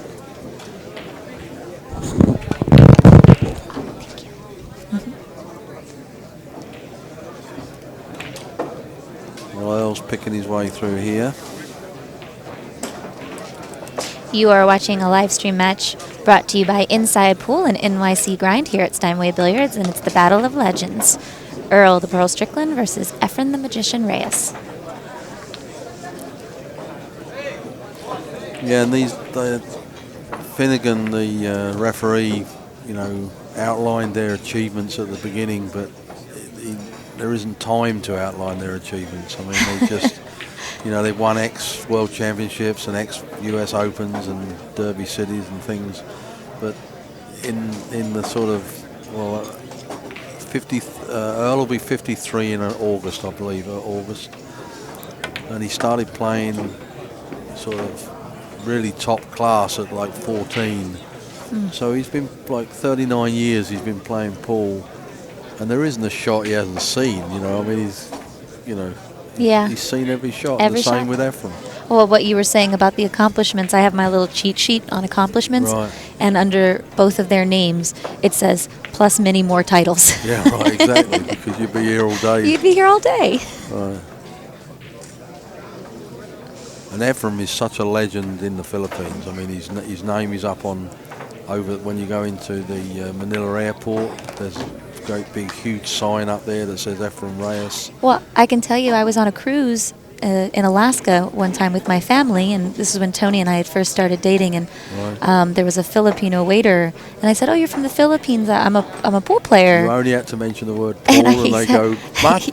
Bata, and that's exactly what he said. And Exactly. he said, "Oh, you watch Bata?" And I said, "Yeah." And I told him, "Yeah, I'm dating Tony Robles," and they go, "The silent assassin." My family was like, "Wow, I guess that's a big deal over there." Right.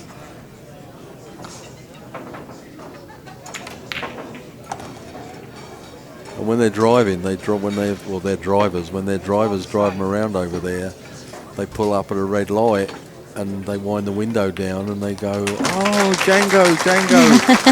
And he goes. He doesn't wait at red lights. He just goes. That's amazing. Yeah, I'm going to change my name to Django. I don't know whether it'll work. Django's a good cook.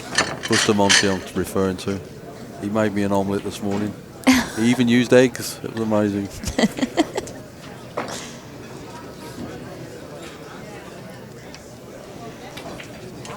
I like the way Earl sort of almost demanded that he rack the balls. It's like, we're here, we're giving an exhibition. I don't really think we want to be racking our own balls. That was pretty funny. And he sees Finnegan every day, and Yeah, I know. he's putting on his I am one of the main shows in this exhibition. Shoulders on.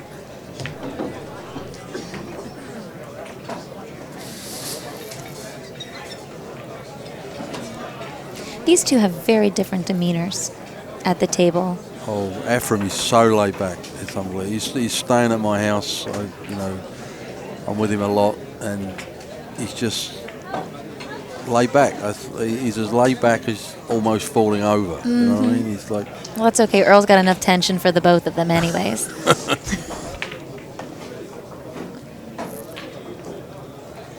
we've still got Efren at the table, so he made a ball. 3, 6, 9, 12. Yeah, he made one ball. Nah. One ball's enough in 10 ball.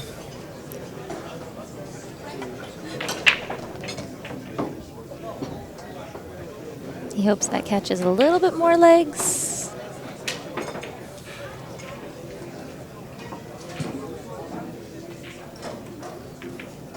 And Earl's pulling ahead a little here because we're now 11 to 8, race to 17. And I don't know about you, but I heard a couple of people, you know, when they're talking about who's going to win, you know, each game, because this is going to be a 3-day event. Right. We're playing 8-ball now, and then you're going to see 9-ball tomorrow night and 10-ball on Thursday. They had their favourites for certain disciplines, right? Exactly. And I think most people were putting Efren as the favorite in this game.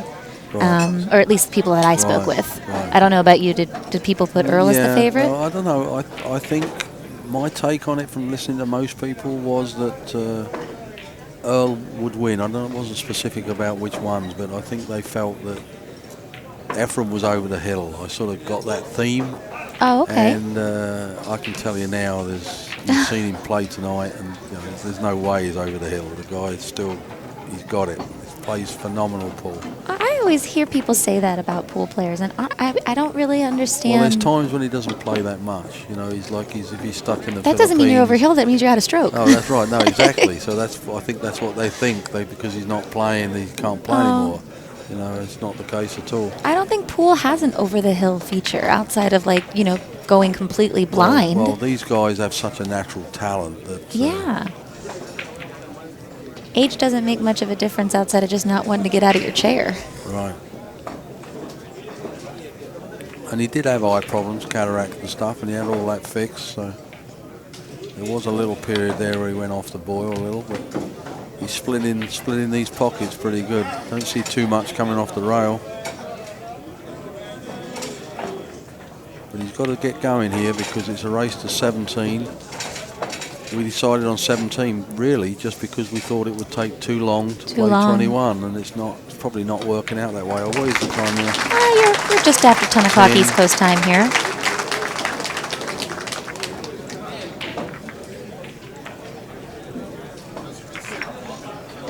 And if you're interested in how this came about, I was talking to Manny.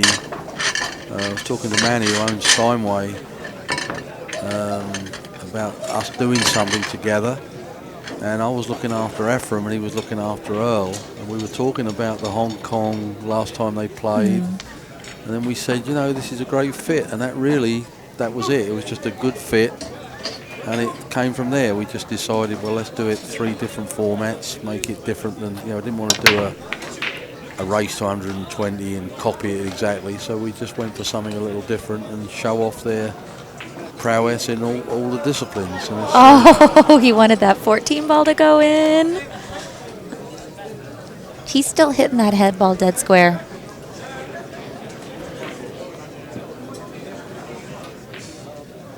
And I feel like everybody in the rooms watched Efren hit that second ball except Earl.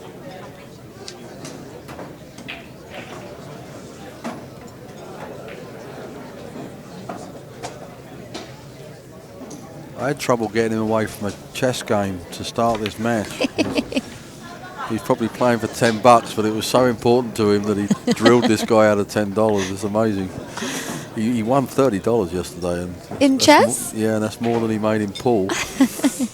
Well, all pool players tell you we're in the wrong sport. I said, did you win? He goes, yeah, I won $30. And I'm like, oh, that's raving over $30. Interesting story that not a lot of people know. This is sort of behind the scenes ish.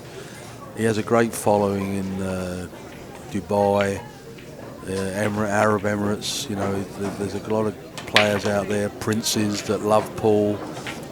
He was playing at the US Open a few years ago, still in the tournament, still plodding along, and he got a phone call from an Arab prince in Dubai, and he said, Efren, I'd like you to come out for about a week and a half, come to my palace, play with my friends, and I'll give you 40,000.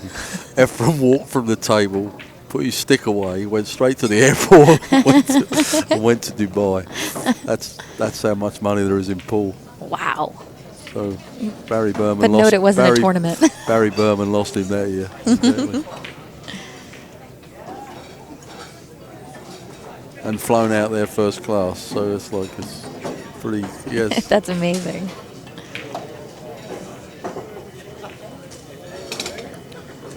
Of course, from tax connections, what I just told you was actually just made up story.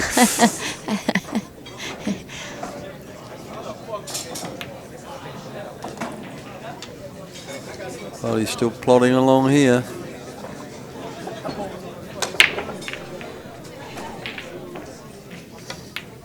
Amazing. That 14 ball goes in the pocket, but Earl stays to the table. That's so frustrating when you're just a little bit more, and he would have had that 14 in the pocket.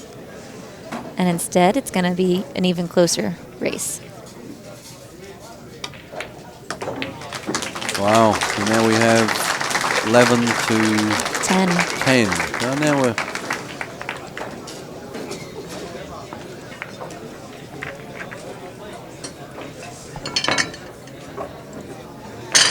You're getting very competent with this laptop stuff here, young lady. You done this before? I'm a product of the 80s and 90s. Yeah.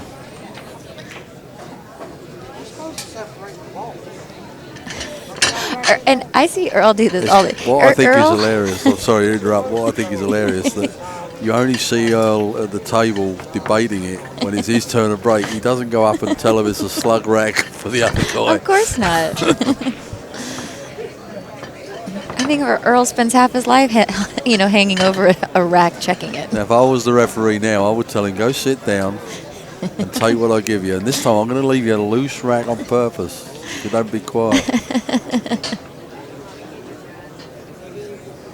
Oh no, he's trying to telling him Yeah, I know. He's probably trying to tell him how to screw up the rack then. See, let's see what Efren does with this. He hit the head ball, and he's not making that corner. The corner ball was flying into the pocket earlier. Oh, look. Oh.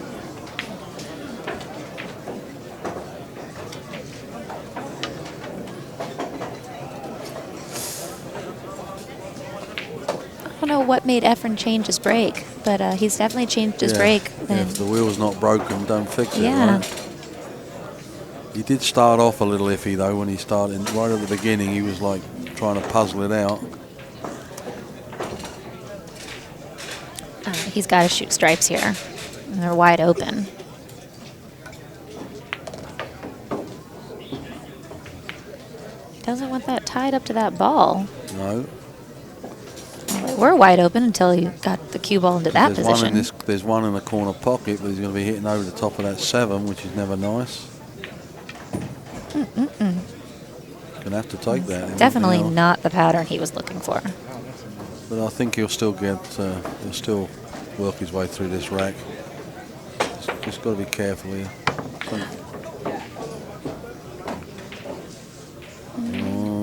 Still not happy.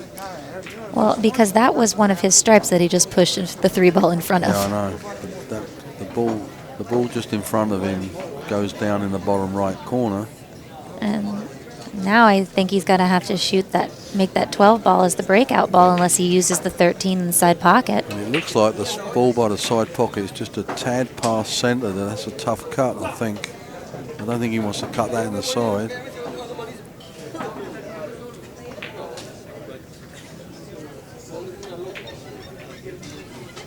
I don't think he can even. Can he see the 10 ball even? No, he's going to have to shoot that 12 ball down. He's going to have to play this down. Let's see if he makes this. Wow. Wow. Yeah, he made it. And he's got the... this is probably the 10 ball, right? Yeah, he's going to shoot the 10 ball on the side here, but he still has to contend with that 9 ball. And I think the only breakout shot is going to be shooting the 13 in the side pocket and letting the cue ball drift down for that 9-3. Yeah. See what he does here. Unless can he break it out here? He's trying. He's trying. This is okay because he can still do the breakout shot here. He'll shoot the 14, then use the 13 to break it out. The problem is when you leave the breakout for the last shot, you got to hope that you get good on that last ball that you're breaking out. Yeah, you got to end your pattern really good. I don't think that 9 goes past the 8, does it? No. See how he's getting the angle to break that out? Yeah.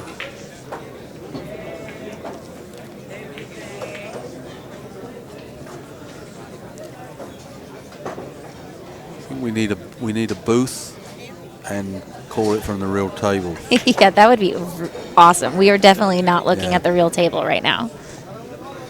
I'm looking at a table that's smaller than my wallet. Although there is more on the table than in my wallet.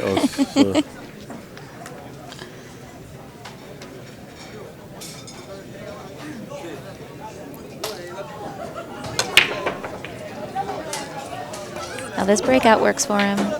Yeah, see, there, he's fine, but that's the risk. I mean, he's Yeah. fortunate that he got, you know, a good shot and actually natural position for and the they're 8 ball. shot makers that even if it's a little off, they can still make it. But they pretty well know where it's going. It's pretty clever how they do that. Mm-hmm.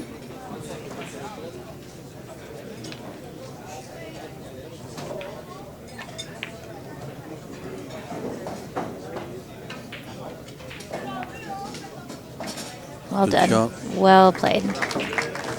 And I mean, to give both of these guys an enormous amount of credit, they can, even when they've gotten themselves in trouble, they're so amazing at their craft that Yeah. they're And- able to get out anyways. And not only do they get out, they get back on track Yeah. so quick. As That's- Ginky used to say, BIL, back in line. Right. Yeah.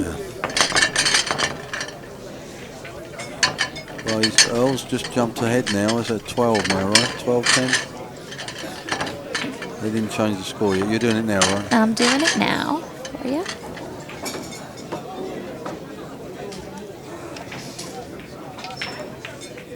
Boom. Yeah, boom. Magic.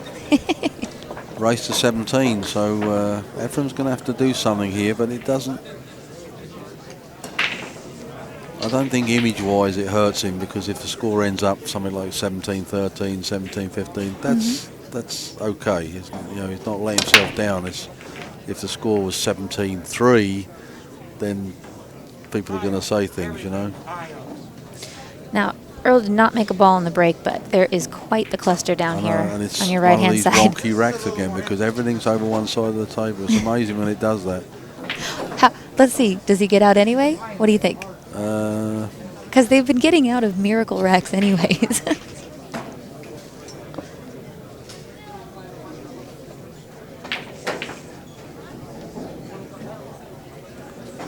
Well, going to have to do some magician work here, that's for sure.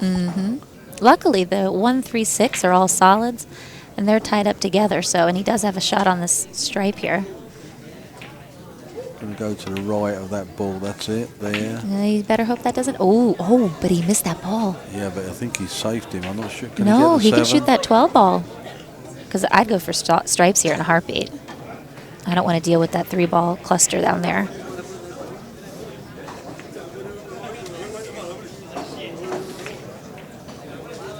Yeah, it's open table, right? He does have open table.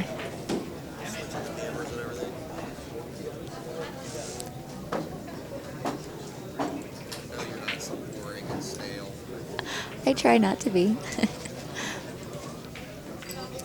Well, that was a bad miss. That wasn't the easiest of shots. I think he was concentrating so much on the position of the cue ball to slide past that ball near the cushion.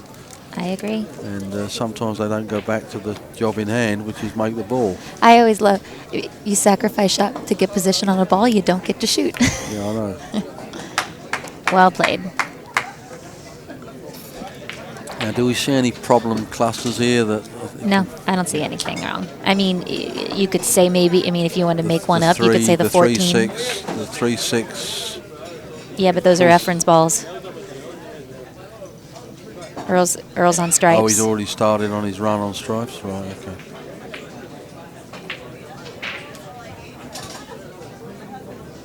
It's funny, although he missed that ball, he almost hooked him. You know, they almost got that there was not any easy shots, you know, they were like lots of little clusters and things. I think maybe the 14 ball, but I mean, you could shoot the 13 ball in the side pocket, I'm By trying to then- make I'm by trying to then- make something up. By then, who knows? It might even go up the top of the table. You know what I mean? Or the bottom of the table. Sorry.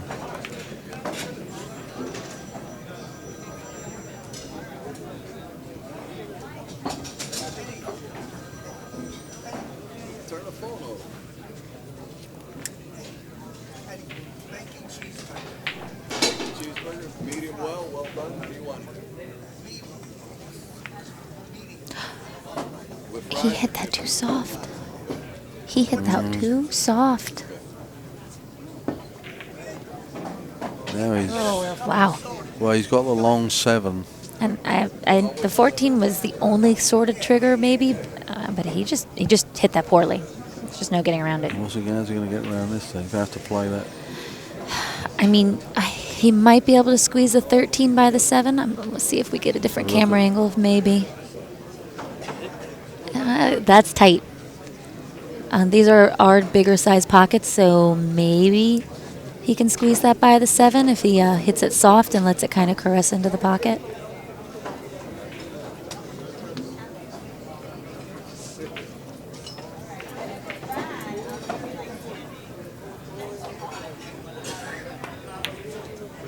Well done. Yep. Great shot. Very good shot. Great shot. Very, very good Just shot. he took it off the cushion, but he knew it was still going to go in. That's pretty cool.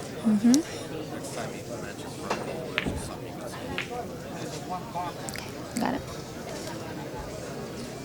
Now he's still got a little work to do because he's got to get on that 14 ball, and now the 3-ball cluster of solids there are in his way. Now this is when Yeah, I think Earl. that's what he's just muttering about. That's when Earl turns to Efren and goes, "Can you get some of your balls off the table? They're in my way." In Filipino as well. Two, Oh, whoa, two. whoa, whoa. Now what? I have. You got me. Well- This is above my pay grade. I have no idea. Well, you can say for certain it's not what he wanted. That's not to say he won't make it. You could probably cut this 14 in this bottom left corner. As long as he can keep it from scratching. Earl just said, "I give up." That man doesn't have quit. No, in he his- doesn't give up. He doesn't have You're a full quit. of it. You're full of it, Efren. I mean, Earl. Earl, the not so Pearl. Come on.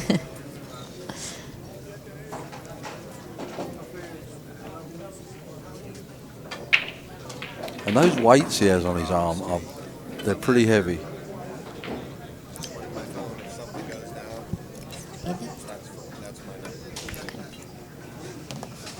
Wow! Wow! Wow! And wow! Wow! Wow. Holy crap! Yeah, that was a great shot. Wow! Did you guys pay them to make this exciting? It's pretty good, but it's not exciting for Efren because he's now going to go up 13-10. I wonder if they're intentionally getting poor positions so that they can have fun making these awesome shots. Oh, you kidding me? No! God, you're one lucky guy, Efren. Oh See, no! I don't like that when he says that. I'd throw him out of the tournament and stuff like that. You're one lucky guy, Efren. There's nothing to do with Efren. He missed the shot, you know what I mean? Oh no! And almost broke his stick. And I was joking earlier that he has about 6 sticks, so that if he breaks them, he's still in the game. But yeah. We got our head muffs on, and we heard that crack of the stick. From Yeah, here. I really thought he broke the cue. It sounded like it. Well, let's see if real lucky guy Mr. Efren can run out the match from here. It'd be nice. A little run of 7. I think he's playing safety. Well, that's not so good. Left him a piece of it.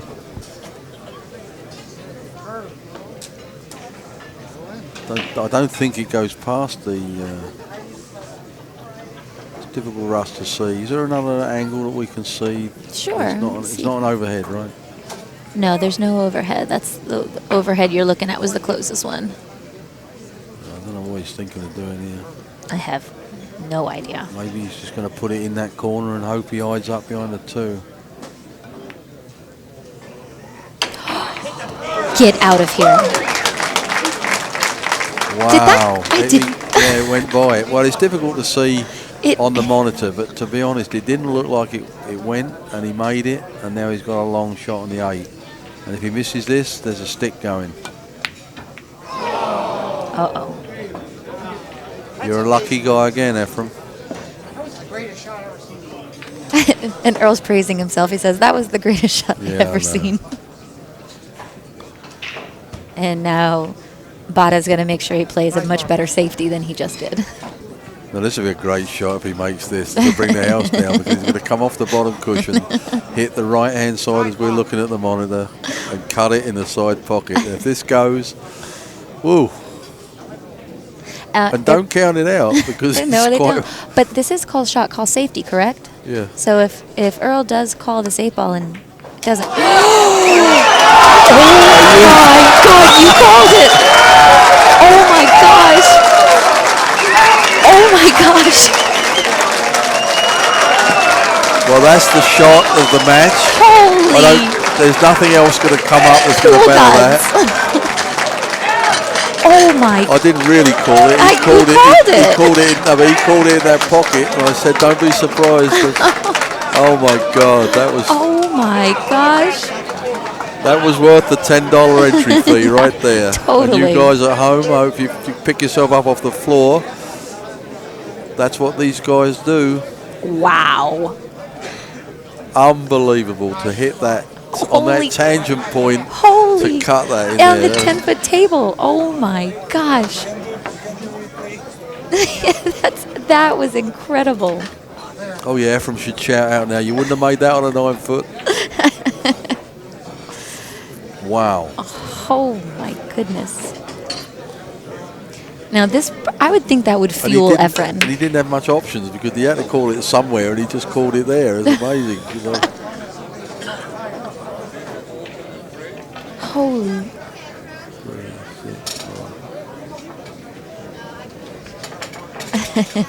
I like Credo. Credo said Efren's thinking, I do that every week, and they're flipping out. Yeah, I know. That's very funny, Credo.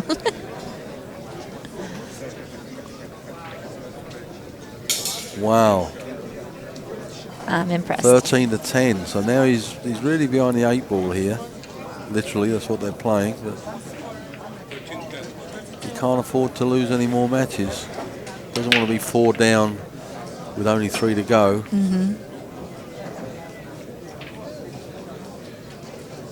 So he's taking a little longer now.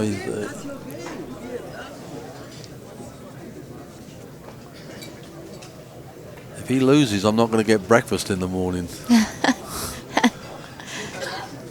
He'll go home and smash all the eggs.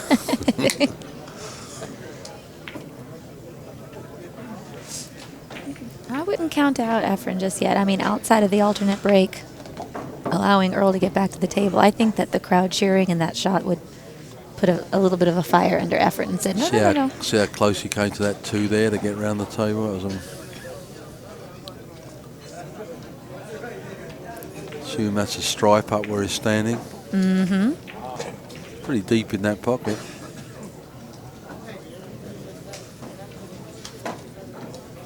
Well, this is no gimme. He's going to run this down the rail. It's a messy rack here. It is. Where the spot is. See, just below the spot there. That's a weird break, because they're still there from the cluster of the rack. Not even moved. Look. Yeah. No, it was the rack didn't break well at all. Now, he wants to move over and move these now, maybe. Gonna draw into him right here. Yeah. That'll work. That'll work. And He's see, the eating reason over I the like 6, that is though. because he's breaking out the balls while he still has more of his own category still on the table. Right. That way you leave yourself an option in case the breakout doesn't work out perfectly for where the cue ball ends up. He's going to be stretching for this ball at the bottom of the table, but he's going to be hitting over the 6 to play the other one in the side, so not sure what he's going to do here. Probably going to hit over the 6, I would have thought. I like getting the 9 out of the way because I feel like it's just more clutter to getting on the 11 ball there. Yeah, but I'll say he's hitting over the 6, and that's never easy. Well, He'd be hitting over For the us, it's not easy. I'm sorry, I'll rephrase My that. 5'5" height makes a lot of those shots In her high very heels. difficult. In her high heels, guys. Alison Fisher of NYC Grind fame came up to me today and I said, "Oh my God, you're getting taller." And she said, "I got my high heels on."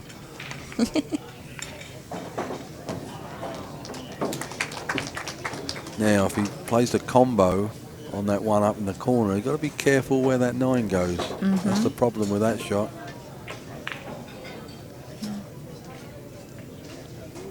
And the 8-ball has limited pockets as is. The closer you are to the cue ball, to the object ball, the harder the angles. So I don't think he wants to be cutting this 9 in the side. Does the 8-ball? I don't know if the 8-ball goes past that 4-ball. 8-ball might only have that side pocket.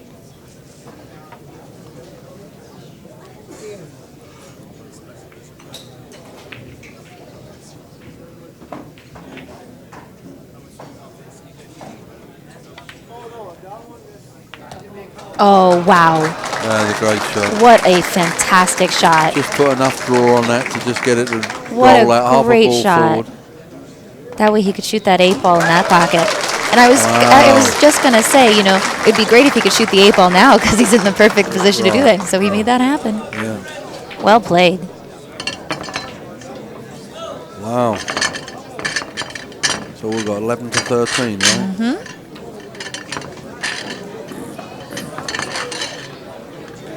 Efren's 60.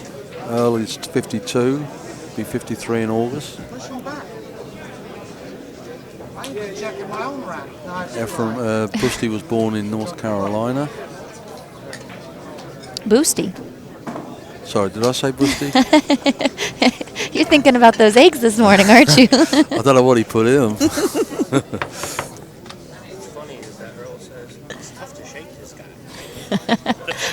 Mr. Ron Mason sitting next to us in the booth, and he said, I just heard Earl say, man, it's tough to shake this guy.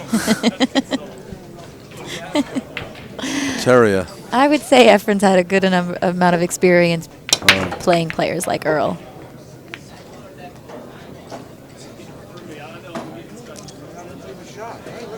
Oof. Now that is not attractive. The trouble is, not the trouble is, but when Earl, he like moans and now he's like, I can't make a shot. I don't know why anyone would bet on me. I can't win. I don't know why anybody's clapping because you know he's all this self-doubt. But when it's his turn to go to the table, he still runs the table out. So it's like just shut up. You know? Some people just like to piss and moan as they're doing their work. Plus, doesn't it make it seem like it was that much more amazing if you had to, you know? Well, I'm still. Oh my gosh!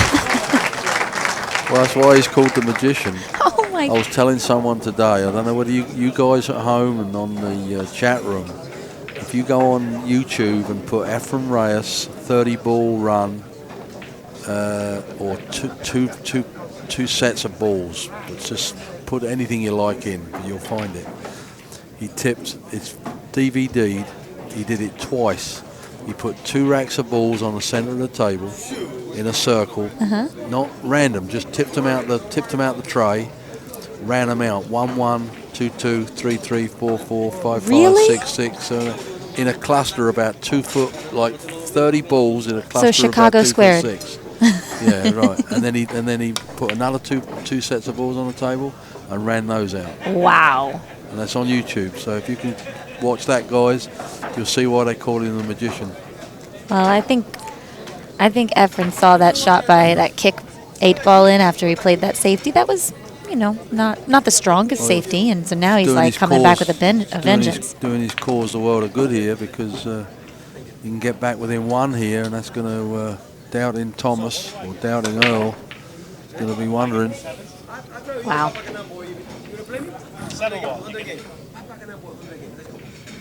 And plus it gives trepidation for the next discipline, you know.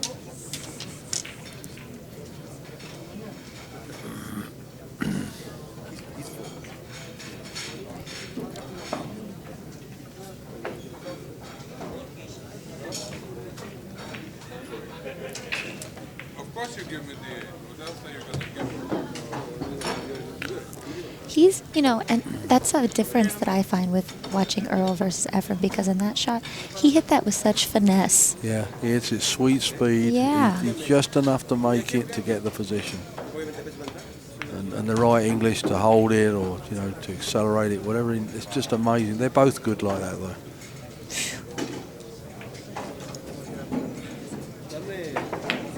Efren was practicing tonight on the 10-foot table, just when he got in a little early. And he played a double bank across the table that was just unbelievable. It was such a thin cut, and he had to hit it hard to get the impetus to get it, and it went across the table and back across in the other. Right. Unbelievable.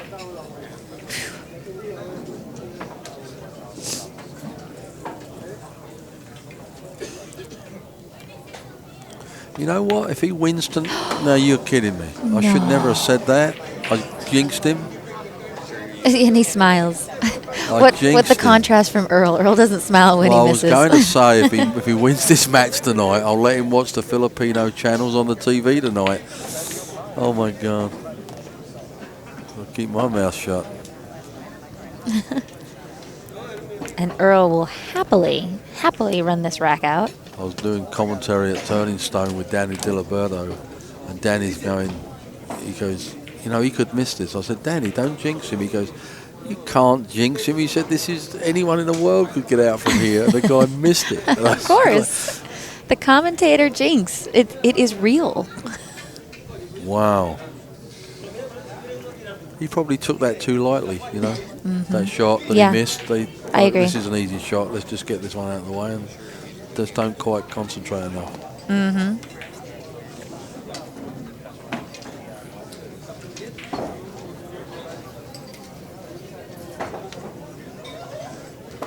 Well, Earl's thanking himself lucky stars here to be back at the table.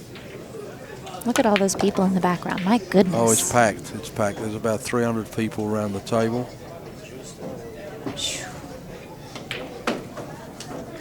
Supposed to have had bleachers on the, as you're looking at the table there to the left, there was going to be bleachers, but the people who were supposed to deliver it on Friday morning let him down. Sorry, Saturday. They were coming Saturday morning. Whoa. They got caught out by the storm and couldn't fulfill all other orders, so they said, we're going to have to not be able to do it for you. Wow. So we had to run out this morning and get more chairs. Great shot. They do love those shots down the cushion. Definitely. Well, this one's all over. We'll put this in the record books. And Earl is only 3 away from winning this first night discipline 8 ball. Pretty exciting. Did some great shots. And while I have this short opportunity, I'd like to take a moment to thank Pro Pool, Ron Hoffman. Special thanks to them from Inside Pool and the rest of us viewing the stream. Check out the virtual tournament director. It is available to your pool room. Players can play tournament matches anytime they want, and visit propool.com for details. We're here at Steinway Billiards in Astoria, Queens, in New York City. I'm Gail Glazebrook-Robles, commentating with Jeff Conway, and you're watching the Battle of Legends, Earl the Pearl Strickland versus Efren the Magician Reyes. And I hope they're not disappointed in what they're seeing tonight. It's Earl if they are, they're dead. Earl looks like he's getting ahead here, but who knows? You never know what's going to happen. There's still time for a meltdown.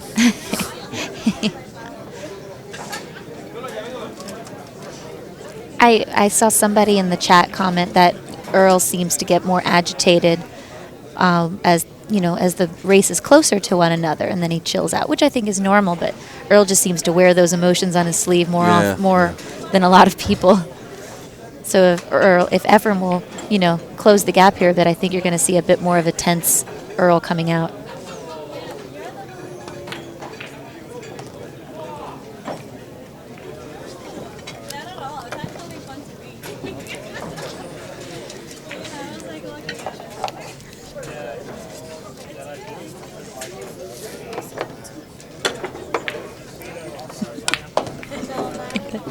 They just don't miss these straight shots.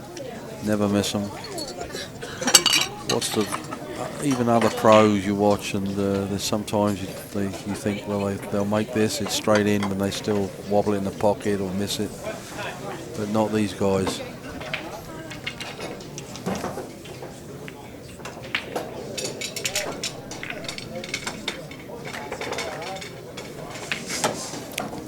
I keep seeing Jerry Tarantola running around. Jerry Tarantola and Allison Fisher of NYC Grind do so much to keep pool information flowing your way, and so we just really appreciate them and hope you guys do too.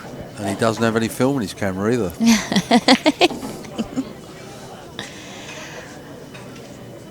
Earl has taken his time. I think he knows this is pretty critical.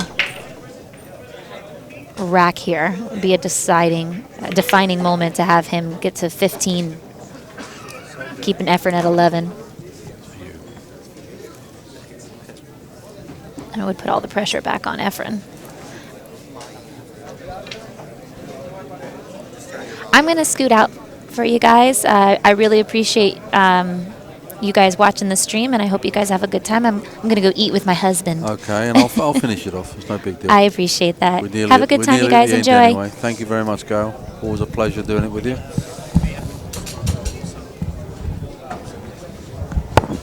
Now, Earl's nearly at the winning post here, so he doesn't want to screw up.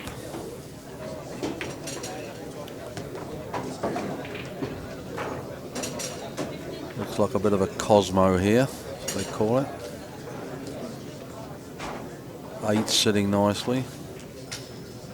Well, it goes in 2 side pockets and the top pocket. 2 top pockets.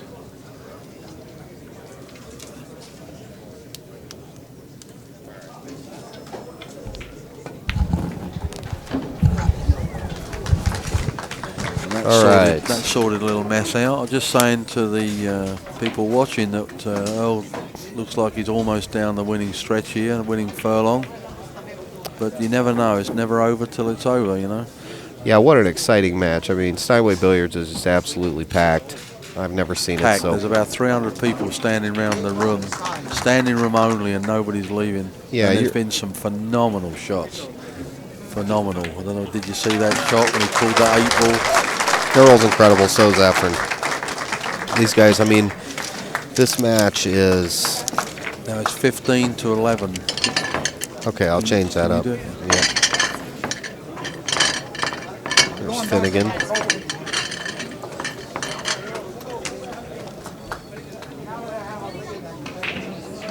$15 to 11, so it's just Earl only needs 2, and Efren needs a minor miracle here. But he is the magician, so we'll see what he can pull out of his hat.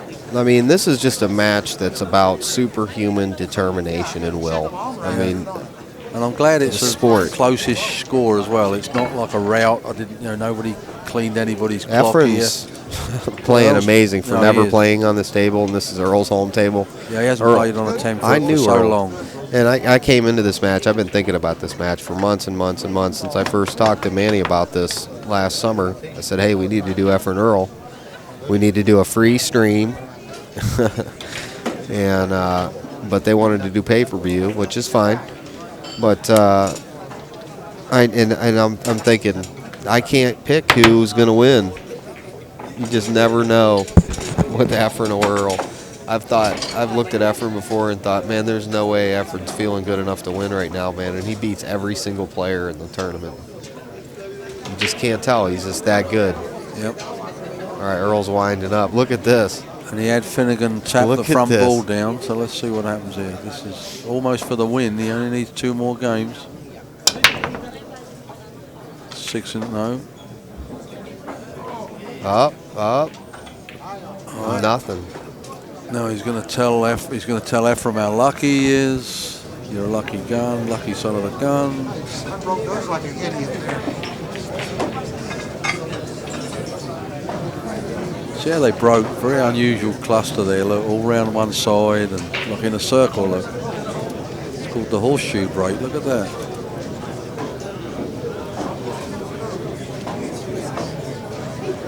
That's an unusual combination of balls, the way they're sitting on the table. Yeah, let's have a look at that. Look.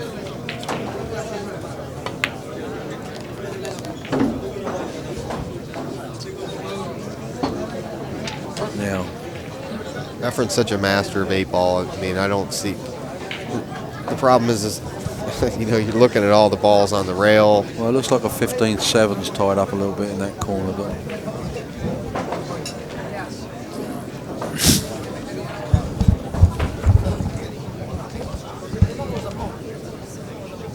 Right where he's standing, a 7-ball and a 15-ball there.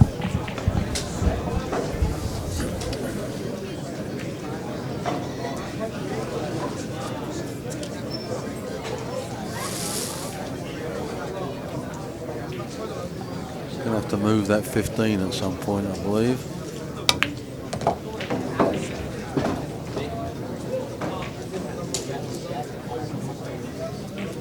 Well, Efren's acquitted his self pretty good tonight. There's no question.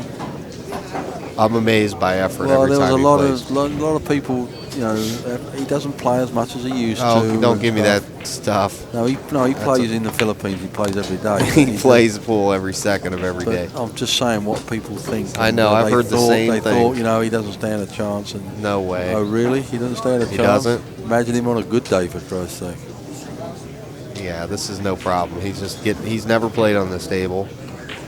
And I think he's playing really good. It's been a tight match. He's You gonna never follow know, man. He's going to follow this and see if he can nudge that 7 down the table a little bit. Like that. Oh, that's a pretty shot. Just, he moved that 15 out there. It's such a good shot. That Oh, was. yeah. But he's got to make it happen here because... Yeah, here's where the bridge comes in handy, but he's okay. He's used to playing on big tables with us. well, Three cushion. He it plays was a lot of 3 cushion. purposely decided no jump sticks just so that you guys at home can see them showcase their billiard skills, because you've got 2 of the greatest players, and not the 2 greatest players in the world.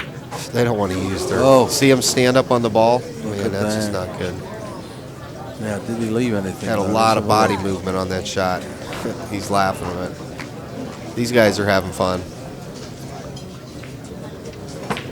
There he is, Earl Strickland, the Pearl. The man you come here to see here in the real world, InsidePool.tv. Thanks, Jeff Conway, for joining us. If you're just joining us, You're we welcome. are here at Steinway Billiards in Astoria, New York City. And this little piece of history here, the Battle of Legends. Thank you so much for joining us. Earl is getting so close to the finish line now, he can almost smell the tape.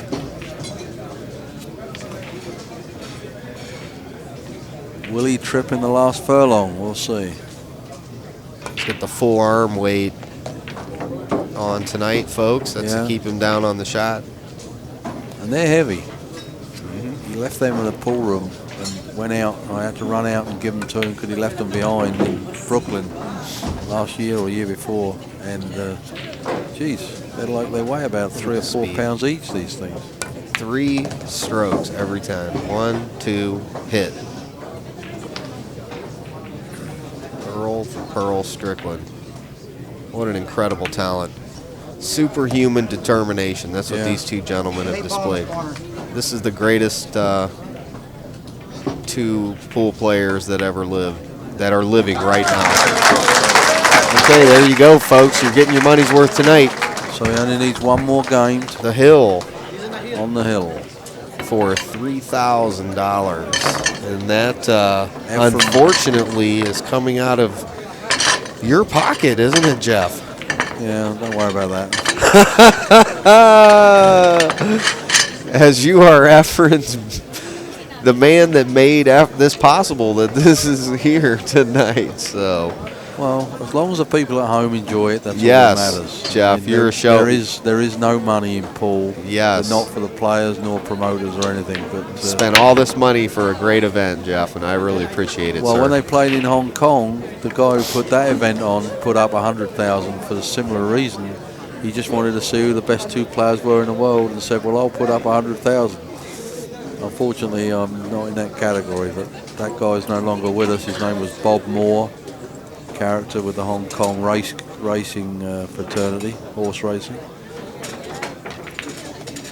And I'd like to give a shout out to Mark Wilson, if you're listening. you did the commentary on that Hong Kong match, and you did it great then, and you're even greater now when you do commentary. Great fan of yours.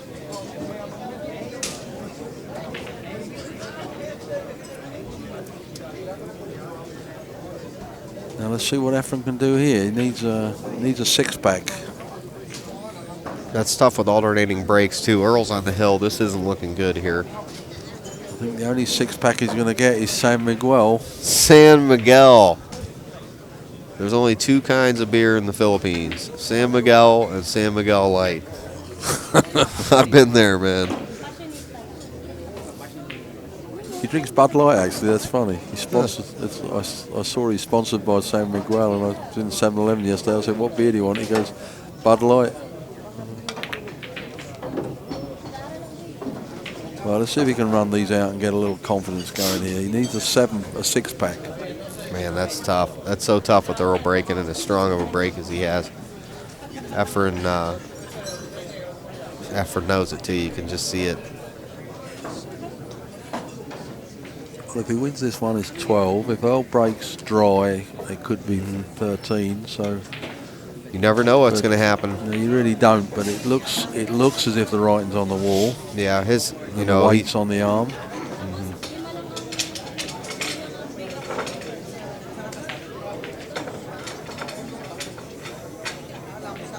This is like playing pool in a fine Wow.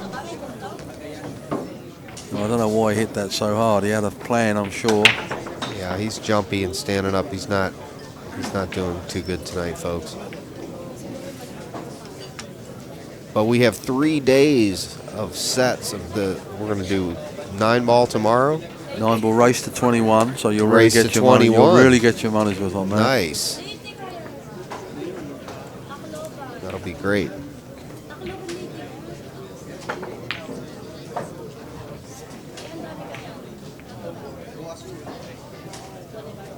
Earl doesn't want to forget the target in mind here. It's only one game away.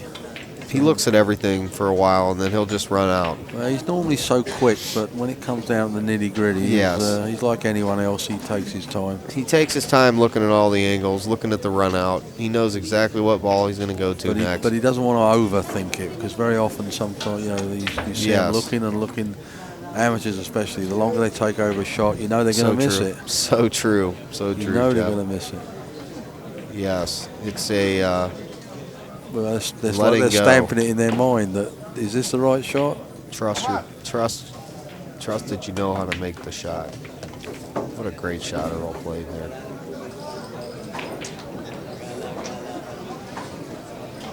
And he's got that one on the side, 2 balls on that side rail, and the 2 is impeding it a little bit. So I think that one near the side pocket goes in the side pocket if he can get up the table a little bit. Yeah, it does. Thank you for switching that there. No problem. So if he follows this down, he can play that same pocket. Oh, he's playing that down there. That's a great shot. Oh, man. Wow. Earl's awesome. And he's got the comfort of knowing that this other ball, middle of the table, goes into the side pocket. He might just draw this back and hit the 2 with it. Knock the 2 out of the way and take a chance. He doesn't like it, he says. Tell you now, he's going to draw back and... Oh, yeah. He's going to be hitting that 2, and it could end up putting the 2 on it. That's the problem. So he's going to... And you never want to take a shot that you're not quite sure the outcome, because I guarantee what you thought was the bad news is going to happen probably. Yeah, it's... Definitely go with your gut. But he has got an angle, so if he puts a little left English on this, when he draws it back, he might be able to come out and miss the 2 off the cushion and go uptown. Let's see, he's going to draw this for sure. Go with your gut. Like that. No, he didn't want, I don't think he wanted that. He can make it uptown, I guess. Let's have a look here. I guess there's enough room, because he wouldn't take it if he thought he was scratching, so.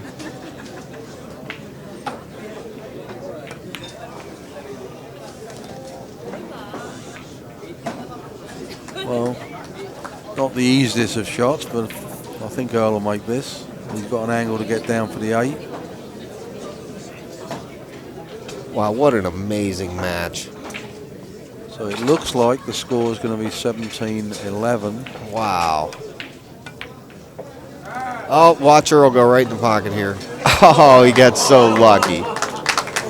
So lucky. Well, he's on the cushion a little bit here, but I still think he'll make this. Yeah, that should be no problem. You have your winner, folks. There he is, the Pearl. 17-11. Great match. Wow. Awesome. Well, thank you guys Awesome. for tuning in, and hopefully you bought the three-night package. And we'll see all you same guys tomorrow night and the next night. Thanks a lot, Jeff. I'll say cheerio from Jeff Conway, and I'll say cheerio from Alvin. Thank you very much for setting it all up, Alvin. You're very welcome, sir. Thanks for having me here. See you tomorrow, guys. It's been great planning this out and making it happen with you. We'll be playing 9 ball tomorrow. All right, my friends, there you go. 8 o'clock. Hope everybody had a fun time tonight. Earl Strickland, 9 ball, race to 21. 8 o'clock. Race to 21. 8 o'clock, race to 21. Look around the room here at Steinway 8 Billiards. p.m. tomorrow. There's Finnegan. 9 ball. First prize is 9 for turnover. Second prize is 2 nights for turnover. Love it. Love it. So hopefully you enjoyed the show tonight here at Inside Pool.tv in association with NYC Grind. I want to give a special thanks to all our this is it. I moved it from here to here.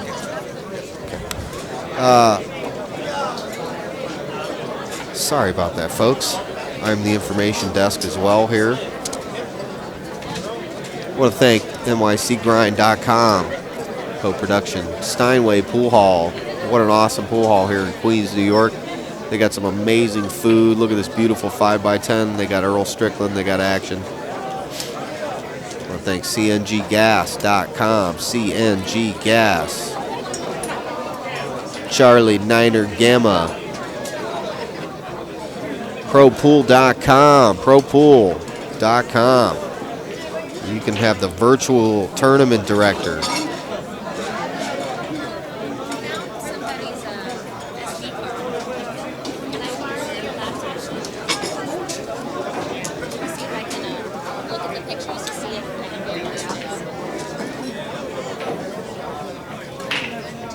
ProPool.com. Kamui Tips and Chalk. Kamui Tips and Chalk.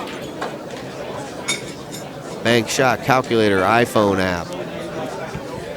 Had some great patron sponsors too. Thomas Warren, Tom Moore, Thomas Warren, NC Godfather. Big help in making this stream possible. Burkhart's Automotive in North Canton, Ohio. Richard Burkhart, thank you, sir, for helping make this stream possible. A1 Messaging Service. A1 Messaging Service. Another great sponsor of our event. BarbecueJunction.com. BARBEQUE. The live stream to this match. And also Tony Robles and Gail Robles for coming down to those commentary. Nancy, Larry Ross, Godfrey, Kevin APA, and all the people that made this happen. Thanks, Finnegan. BarbecueJunction.com. It's Frank and Callie. Thanks a lot. Gail Robles, Frank and Callie for sponsoring. CNG Gas. It's the future. NYC Grind. They will be playing 9 ball, race to 21 on the 5x10. Strickland wins it.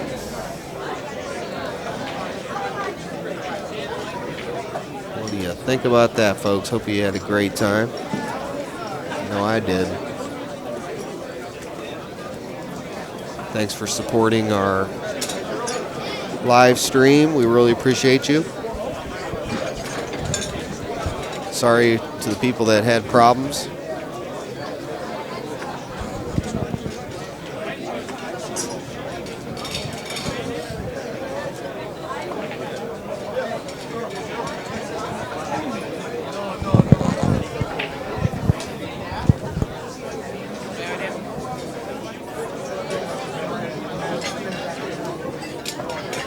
Now those that got the 3-day pass, just keep getting a hold of me. You can find me on Facebook, Alvin Nelson.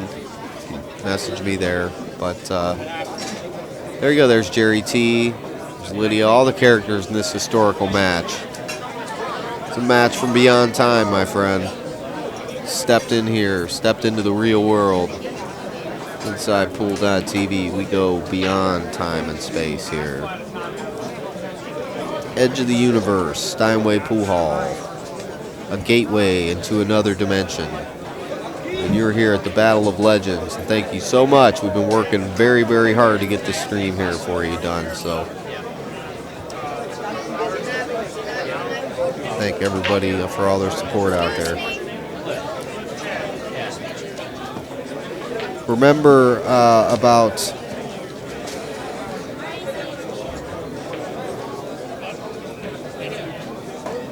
there's going to be the rebroadcast, so stay tuned. We're done here.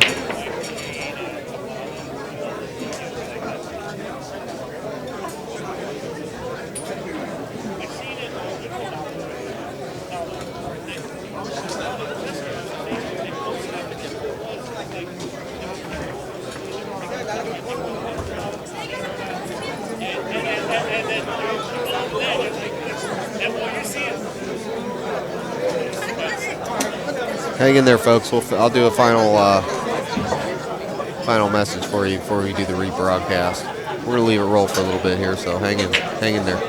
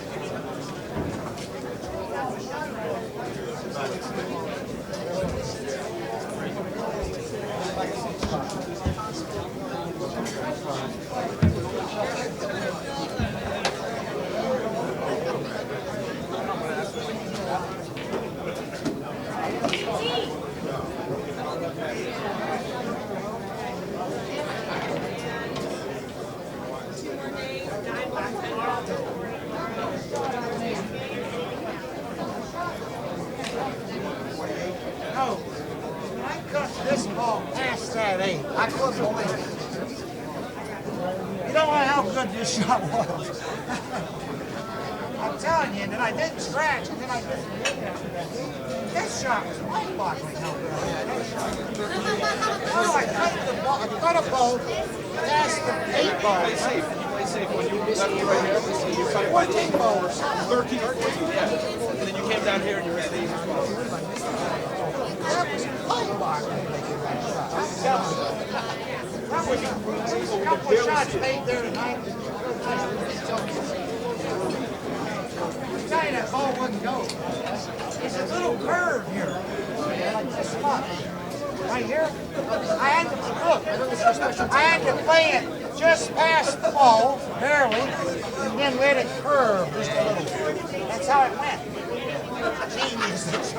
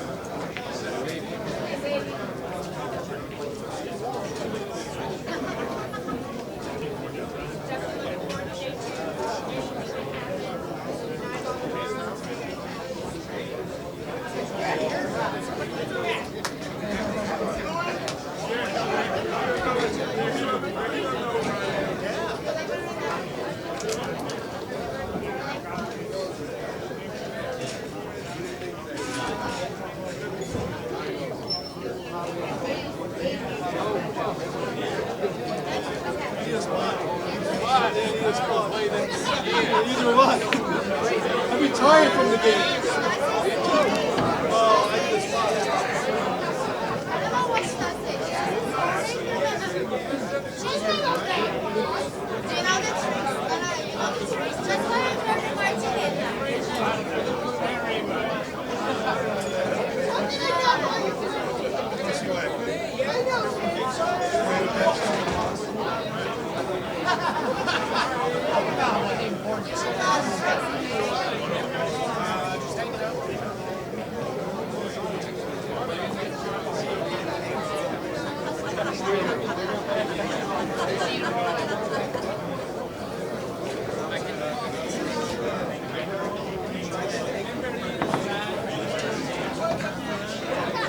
You want to play here? My phone's dead. I mean, it's deadly. You know? I think this might be the only table we can get. We gotta like make the change. What are we gonna do now?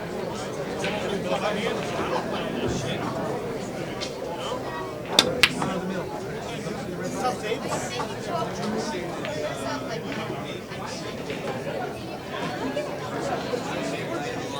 Anybody want my picture? Anybody?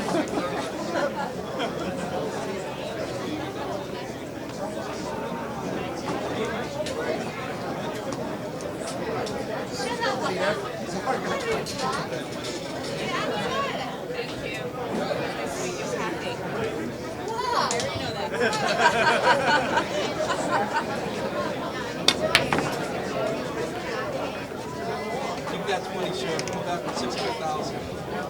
Hey, I want to do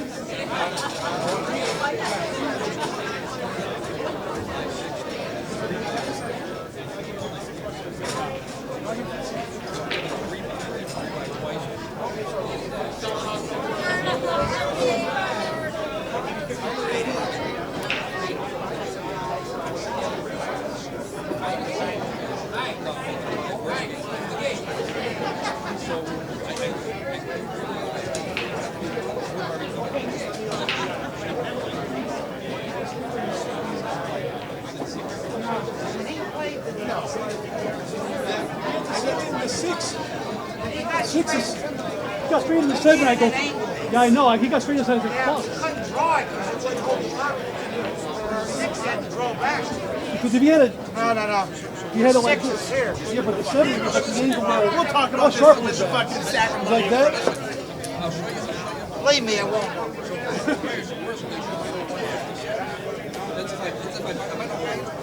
Manny, I need a table.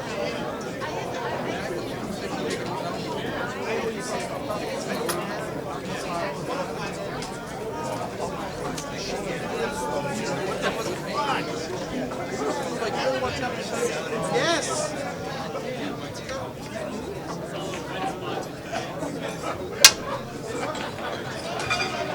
So you're rich. I said hit that. Yeah, 3 watts twice. Okay. Deal? Yes. You heard that, Rich. Whatever he says.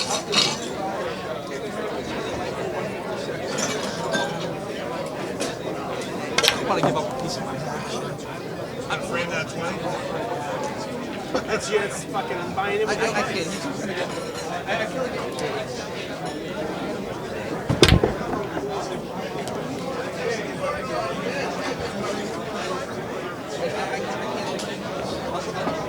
Just give the fuck. I want 10%. Just fucking do it. I'm gonna let you know. Right now, you've got No. If you send me a text, you owe me 100. So you go 156, 56, or 106. Okay, my percentage will follow now. No, I'm trying to play something.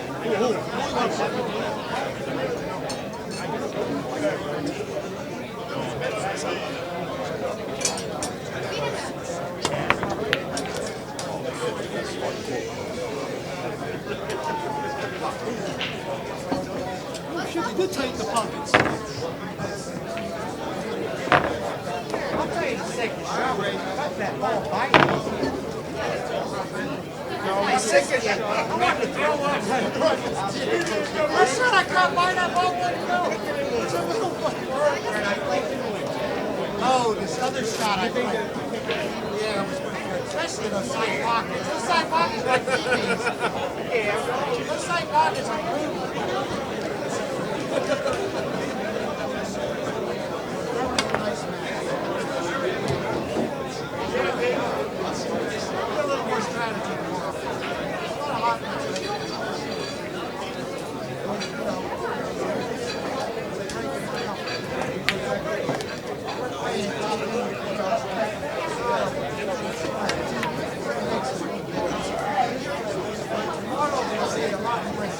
No!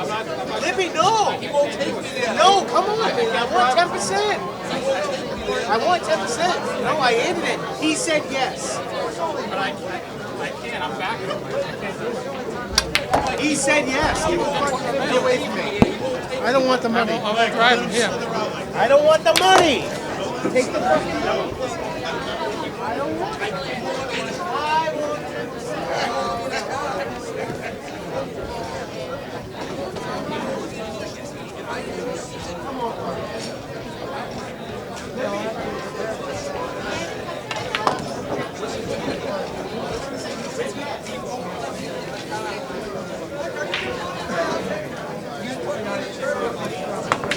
Mike, he's in mid.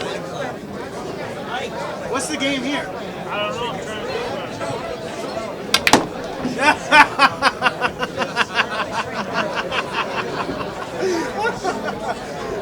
Then you lean out. I'll tell you what to shoot. That shot? Yeah, you're playing it over there. No, baby. Same game? All right, one time only tonight.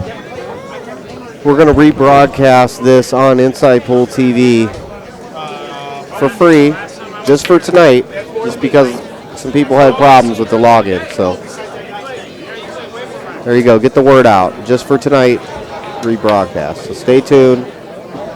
And thanks again for joining us, everybody. Remember, we're brought by CNG Gas, ProPool.com, Steinway Billiards, NYC Grind, Inside Pool, Kamui Tips and Chalk, Bank Shot Calculator, Richard Burkhart, Thomas Warren, A1 Message Service. For 50, I'm going to give you one game into 6 in the 6 out. BarbecueJunction.com.